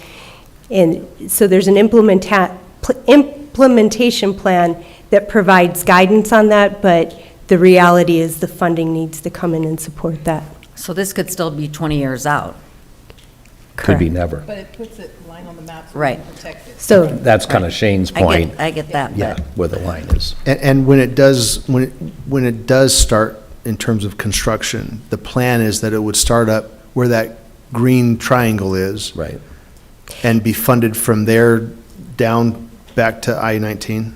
Again, we've not yet got to that part of the study, but based upon what we know right now, that's what we would anticipate. The heavier traffic volumes are at the I-10 connection. Thank you. thank you. Sorry for all the interruptions, but we have a lot of questions. I'm glad to get your questions and your feedback. And I feel like I didn't maybe quite answer your question with the Tier 1 study. Maybe I'll backtrack on that for a moment. We had a universe of alternatives that were identified. That's the term we use, the universe, and there were hundreds of them, of various connection points on I-10, various connection points on I-19, and walk through a very comprehensive process with the public, with the communities, with the local agencies, of whittling down that list of alternatives.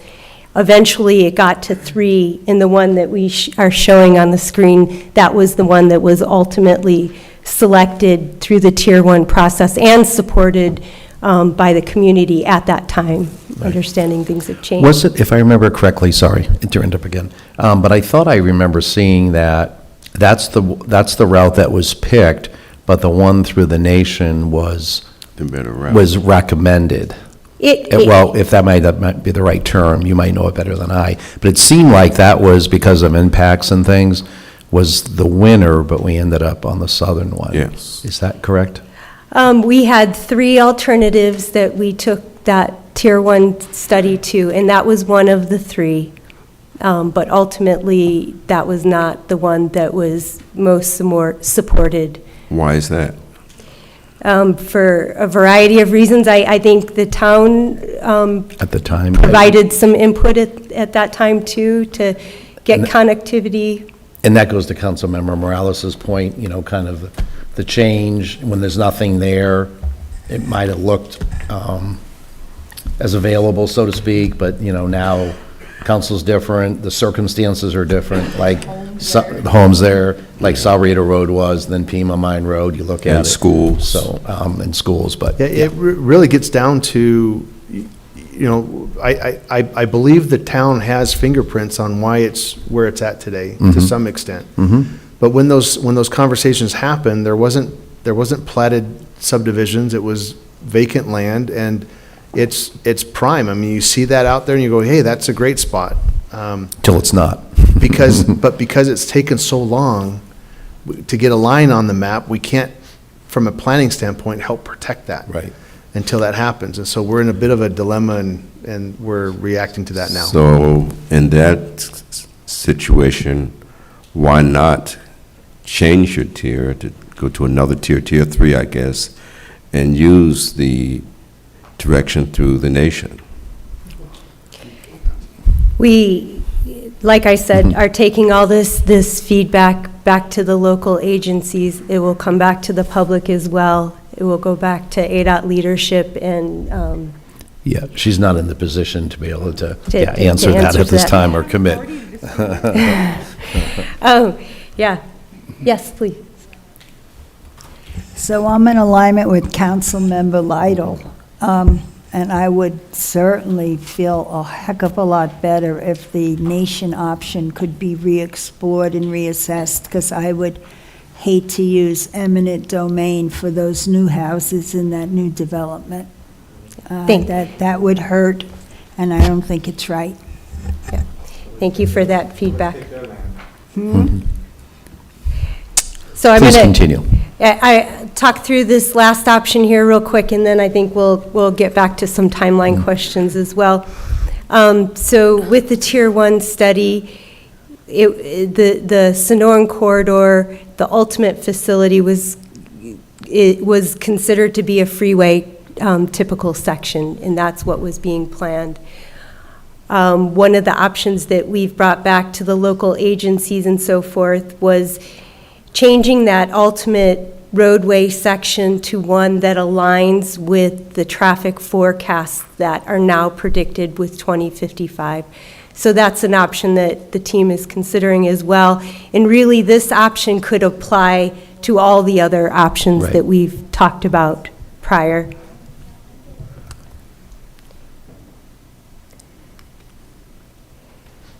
So where are we now in this deliberation and collecting input? It is continued. Still meeting with the local agencies, still meeting with ADOT leadership. We are anticipating having some recommendations that will lead us to the new set of alternatives, or the refined set of alternatives. And then, again, those will continue to work through the process as well. We anticipate coming back to the community to share that, those paths forward at that time, and collect input as well. The input will be collected along the entire process. So spring is where we're hoping to have some answers. That still doesn't get us a line on the map, but it gets us back on track to being able to drill down to all those more in-depth environmental studies that need to take place, and engineering studies and so forth.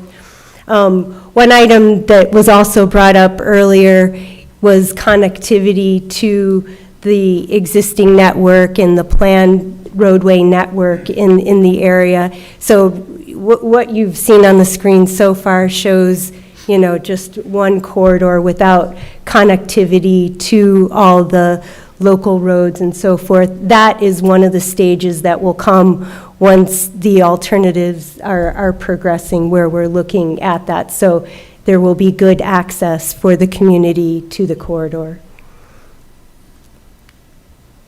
So with that. I think we added a lot of questions along the way.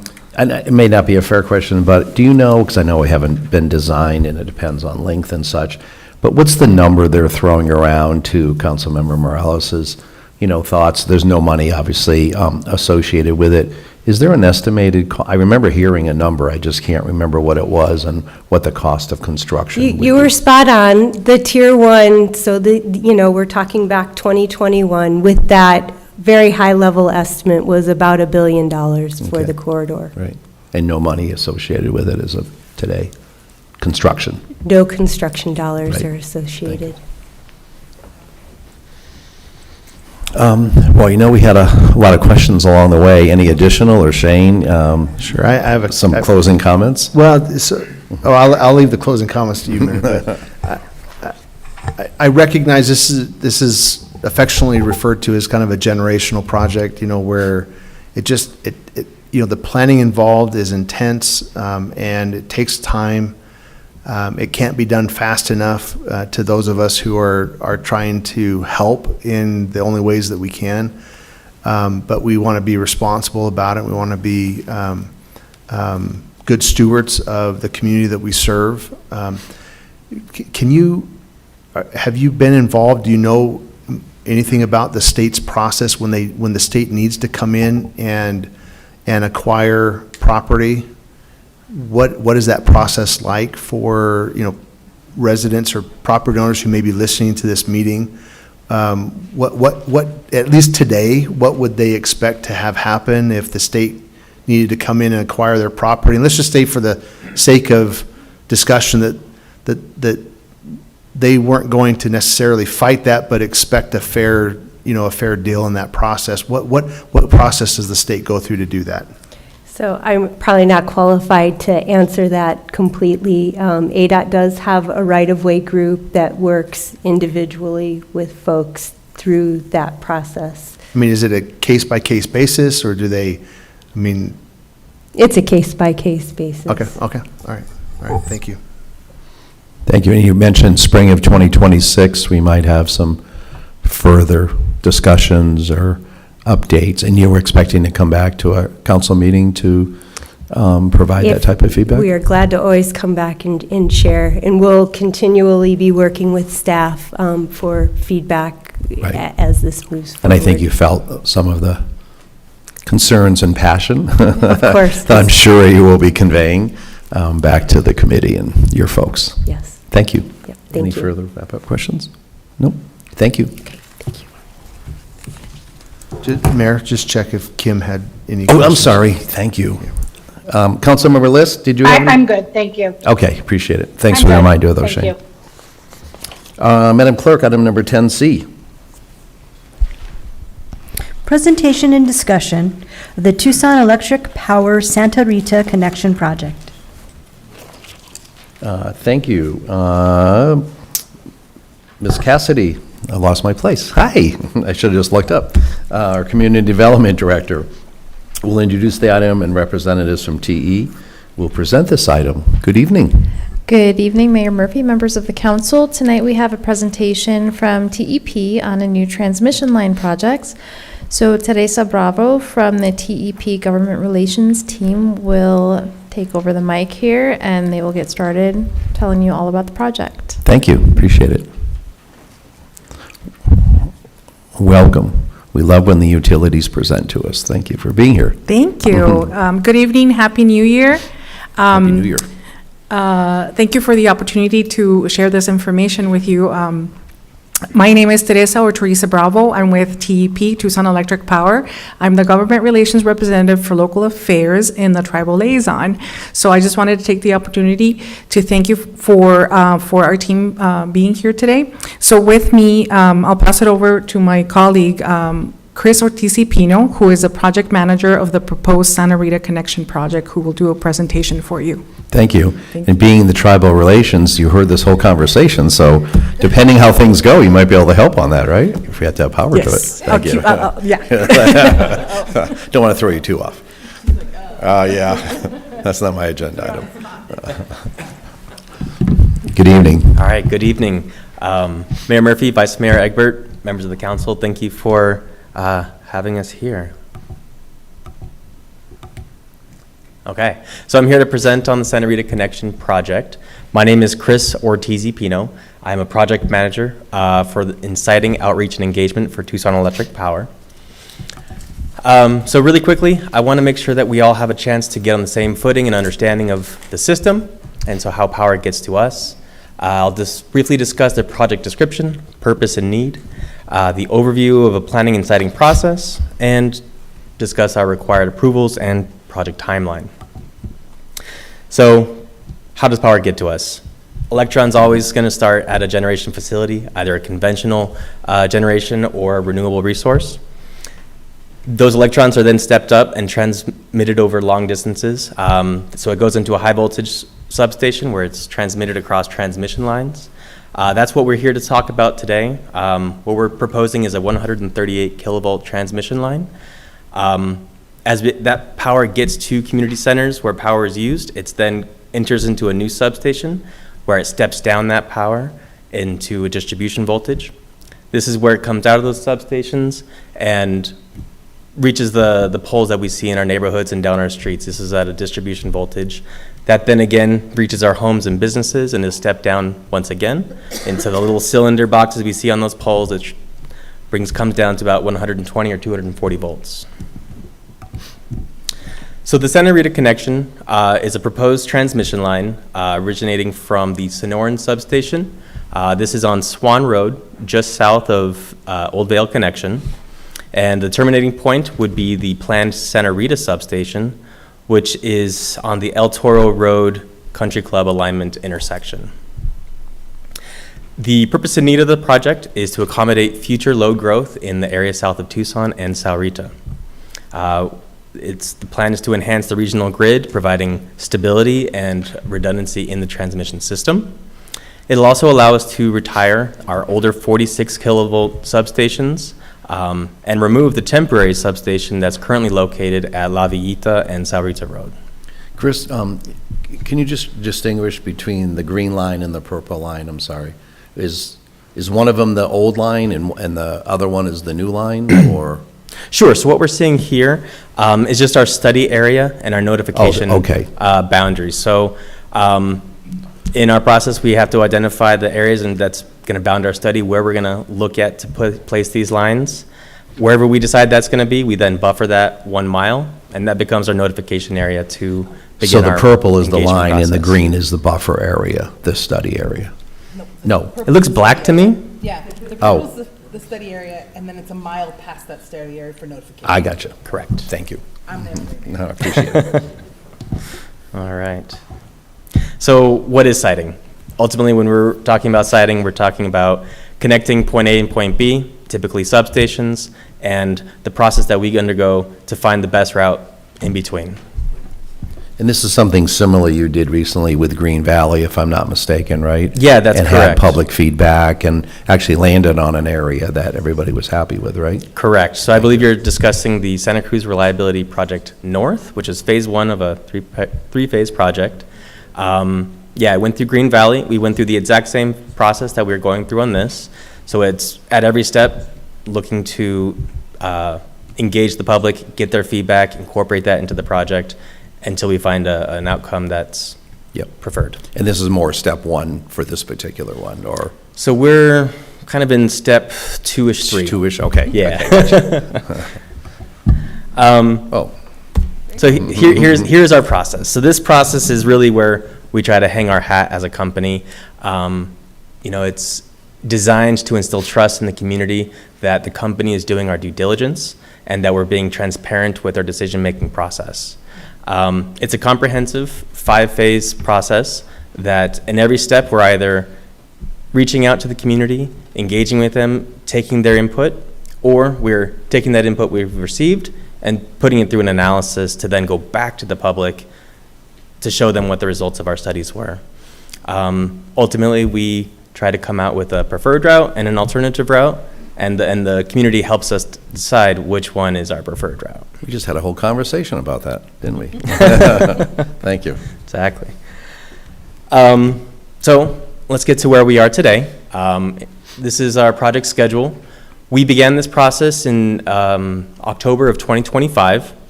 We had our initial public outreach with the community at the Desert Diamond Casino here in Sahuarita in November. have gone through phase 2 and into phase 3, where we've incorporated the data that we've compiled, the feedback that we received from our public open house, and we have begun getting some alternative routes, refined segments is what we call them. We're honing in on what's more compatible, more suitable in our study area. We're going to conclude this transmission line setting process in March. We're going to have another open house on March 4th, again at the Desert Diamond Casino, where we're going to share with the public and what we have found. So we're going to have some alternative routes for them to look at. We will then have a CEC application submittal in April. And let's step back a little bit. The CEC is a Certificate of Environmental Compatibility. This is something that the Arizona Power Plant and Transmission Line Siting Committee will review at a hearing and then provide their recommendation to the Arizona Corporation Commission for either denial or approval. So we're going to submit that application in April. In May of 26, the end of May, we're going to have our hearing before the committee. Based on their recommendation, the Corporation Commission will take it up at an open hearing in July, and we should have a determination on where the route will be. So you're at retiring a 40 kV, did I hear? So we're almost not quite doubling. No, we are doubling, aren't we? With the capacity-wise for future needs. In terms of the voltage, we're more than doubling the voltage comes in. How that plays into capacity, that's a transmission engineering question that's beyond my expertise. Right. But it does provide for a substantial new capacity for the Sahuarita area for future load growth. Great, thanks. And just because I know there's some concerns, this is really just connected to having future capacity and growth. This is not connected to Hud Bay in any way, is it? No, it is not. Okay, thank you. Yeah. Any other, are you at question time, or? Yes, yeah, we are, I'm great. sorry. Question. See, you got to have that up, right? I don't know, I keep on waiting for another slide. I think I got most of mine out Will of this the be way. aerial or buried? This will be an overhead transmission line, sir. Any other questions? Mayor, just so the council knows, the town can be what's called an intervener in the line siting hearing, meaning it's basically a party at the hearing. I think I mentioned it earlier, I did one years ago, there were like 70 or 80 parties. Right. And it was an APS one, and it went on for months and months and months and months. This one sounds like it's probably going to be 1 or 2 days of hearings, maybe at the line siting. But we can certainly, if the town council wants to take a position on option A or option B, or option 1 or Great. option 2, it can do that, and then we would go to the committee hearing and advocate for the town's preferred option 1 or 2, or A or B, or whatever they're referring Right, to. So and just keep that in obviously mind. you'll be in contact with us as this process rolls on and what the possible alternatives are. Absolutely. To be able to take a position on that. And I wanted to actually commit to sending out invitations to all the members of the council. We have elected official briefings. Typically they're just emails that we send out an invitation to invite us. So if you're interested, we're happy to meet with you on a one-on-one basis and discuss the project. Okay, thank you, I appreciate that outreach. Any other questions? Shane, did you have a closing thought? No, just that if there's an interest by the council to engage at that level where you're an intervener, it really is a court proceedings. Right. I mean, it feels that way when you get in there. I did one up in Queen Creek, and so we would need that kind of direction from the council. Also, I would probably advocate to have TEP, if the council's interested, not necessarily to do one-on-ones with you guys, but periodically come in and do a meeting like this so that the public can. Right, and do a study session of sorts with it. Just get an update on the Yeah. project and how things are going. Yeah, and it might be easier for you because we can all be here. We just have to post it and notify and those types of things. But it might, I think it would be good to hear from everybody collectively as a way to do it. Thank you. Absolutely. Okay, thanks. Appreciate you being here. Oh, I'm sorry. Yeah. So can you help me understand if the Santa Rita substation would increase the amount of electricity available to the town? Yes, it would. What would the relation of the Santa Rita substation have to perhaps future data centers? So I can tell you that this substation has been designed to increase the capacity for current and existing distribution load. In 2019, our distribution planning engineers identified that 3 of the circuits at that time were at 75% capacity, which more or less means that that's when it's time for us to start planning new facilities. Since that time, 2 additional circuits being served out of the 46 kV substation have reached that same 75% load. So what we're bringing in, although it does bring in substantial more capacity, is designed and the intent is to serve that distribution load. Oh, okay. Well, thank you. Thanks. Yes, ma'am. Appreciate you being here, and thanks for the continued communication and relationship with us. Absolutely. We look Appreciate forward to it. hearing from you again. Thanks. Thank you. And colleagues, just a time check, we only have one more item left. I always, talk about 8 o'clock, but do you want to keep powering through? Okay. I hear power. Okay. Thank you. Madam Clerk, item 11A. Discussion and possible action regarding pre-annexation development agreement with Cypress Climax Metals Company and the Arizona Center for Nature Conservation. Thanks, and we're going to end on a very exciting opportunity, in my humble opinion. Nathan Barrett, our Community Development Deputy Director, will present this item. Does knowing that Nathan is up here change your calculus about what? No, absolutely, it just Okay. emphasizes it. Somebody wants to see a basketball game. Okay.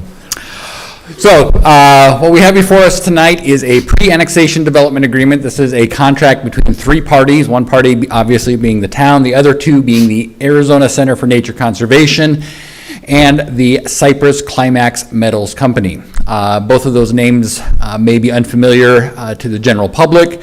So let me just say that the Arizona Center for Nature Conservation is the non-profit organization that runs the Phoenix Zoo, and Cypress Climax Metals Company is a subsidiary company of Freeport-McMoRan. So oftentimes in these discussions, we've talked about the Phoenix Zoo, we've talked about Freeport. But the agreement is between the 3 of us. Quick background, the land is owned by Cypress Climax. It has been leased by ACNC with a plan to create and establish a wildlife conservation facility on that parcel. Throughout this whole process of project development, the town has worked very closely with ACNC in developing the project. Quick overview, the annexation would consist of 970 acres. Other than Freeport-McMoRan, there is a second landowner in the annexation area, that is Pima County. The annexation shape meets the requirements of annexation by state law, and the current zoning in that parcel is RH, Rural Homestead. It is roughly equivalent to the RH zone in the town of Sahuarita, so there will not be a huge shift in what is allowed on that land if it comes to annexation. Quick overview, this is the parcel we're looking at. The big blue popsicle shape is the shape of the facility itself, the wildlife facility, with a small carve out there. That is the parcel owned by Pima County. It is the site of a future wastewater facility that we hope will be jointly operated between the town and Pima County. As you can see, part of this wildlife facility property is already in the town, and part is not. Pre-annexation agreement is a legally binding contract between the involved parties, usually between a jurisdiction like the town of Sahuarita and the landowner or developer. In this case, it is an agreement between both. It establishes the development terms and conditions, and will outline the responsibilities of each party. I did not include in this presentation tonight a lot of details about what's in this agreement. We've talked a lot about this agreement as staff. We've talked about it with council. If you have specific questions, we can answer those tonight, but in the interest of time, I did leave out a lot of these specifics. What is in the pre-annexation development agreement is a timeline. Once signed, we'll have 1 year to file a blank annexation petition with the county. That's an action that we, the town, initiates. After that annexation petition is filed, there'll be a 30-day waiting period that is required by state law. During that 30-day waiting period, we have to hold a public hearing. Public hearing notification will include a certain radius. I don't remember it off the top of my head. I want to say it's 500 feet. Could be more. Anyway, a notification area around the annexation parcel. After that 30-day waiting period, then the ball is in the court of ACNC, and then they have 1 year to sign the annexation petition. And as part of that, they will also submit a CUP application. Once all the paperwork has been filed by ACNC, then the ball is in our court, and we'll have 45 days to act on the completed petition. What that will look like is a council meeting in which there will be 3 back-to-back items that we will ask the council to approve. The first will be the annexation ordinance. This is the actual vehicle that will make this parcel part of the town of Sahuarita. Then there will be an action by the council to put in zoning. It'll just be the equivalent zoning as I had mentioned. The RH version that the town has will be placed on the parcel. And then finally, because ACNC wants to operate a wildlife facility that is allowed in RH zoning, but only with a conditional use permit, type 2. So as part of the annexation, they want to make sure that they will be able to go forward with this project. So they want this assurance that the annexation and the conditional use permit happen at the same time, so that there is some assurance that joining with the town also means that they'll be able to operate and build this facility. So those will happen, like I said, back to back to back. I say concurrently, and they're not technically concurrent, but they'll all be within a couple minutes of each other, right? If any of those 3 fail to pass, the PATA is void, and the annexation does not go through.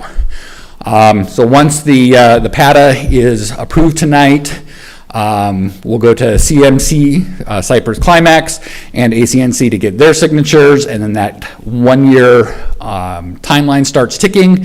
One thing I do want to call out is that in that 1 year time that we have to file the blank petition, we also need to develop an infrastructure development agreement. We've got 6 months to develop that. That'll just put into detail and specific detail who has what responsibility for the infrastructure serving that facility.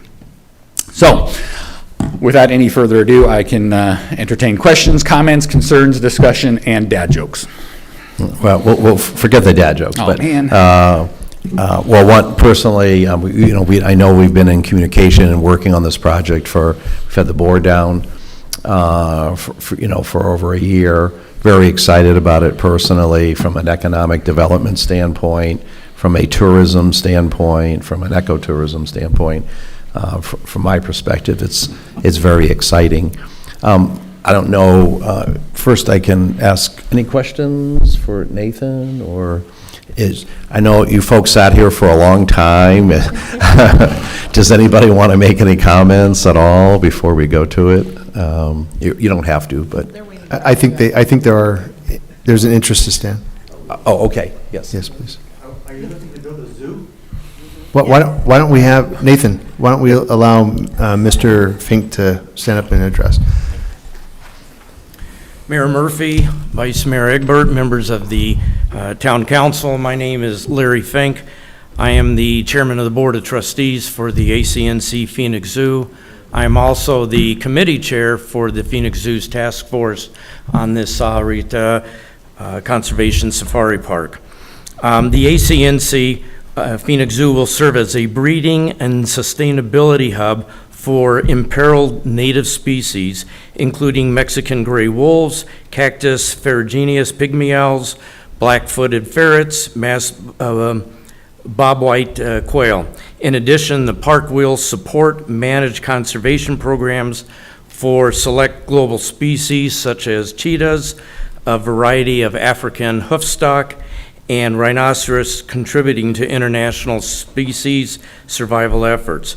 It will also have a public eco-tourism element with a drive through the safari park. By locating the Imperiled Species Conservation Park in Sahuarita, we aim to enhance southern Arizona's reputation as a premier ecotourism destination. The project will provide the surrounding communities with much-needed economic stimulus and educate visitors about local and global conservation solutions, which will also informing residents about the world's most urgent conservation challenges.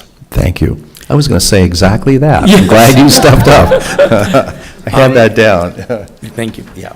So tonight, I've brought our counsel, Rory Juneman, and our project manager, Riley Bear, to help with any specific questions the council may have. Thank you. I know we've been in great communication along the way. A lot, yes. On that, and, very exciting. As Nathan had mentioned, this is our first step, on the journey, but it's a very important step, in my estimation, to get us here. And so, if you don't have any questions, I'll entertain a motion at this time. Yeah, sure. All right, Yep. I move to approve the pre-annexation and development agreement with Cypress Climate Metal Company and the Arizona Center for National Conservation. I second. I second. We have multiple seconds. Conservation. All in favor signify by aye. Aye. Kim? Aye. Yep. We have, any nays? We have unanimous. Thank you for being here, Larry. We really appreciate it. Thank And you, all the Council. work that you and the staff has done, how you synthesized it down. I want a copy of that. I'll leave it with you. It was very good. Motion passes unanimously. And having no more further business, we're adjourned. Thank you. Thank you. Thank you all very much for your support.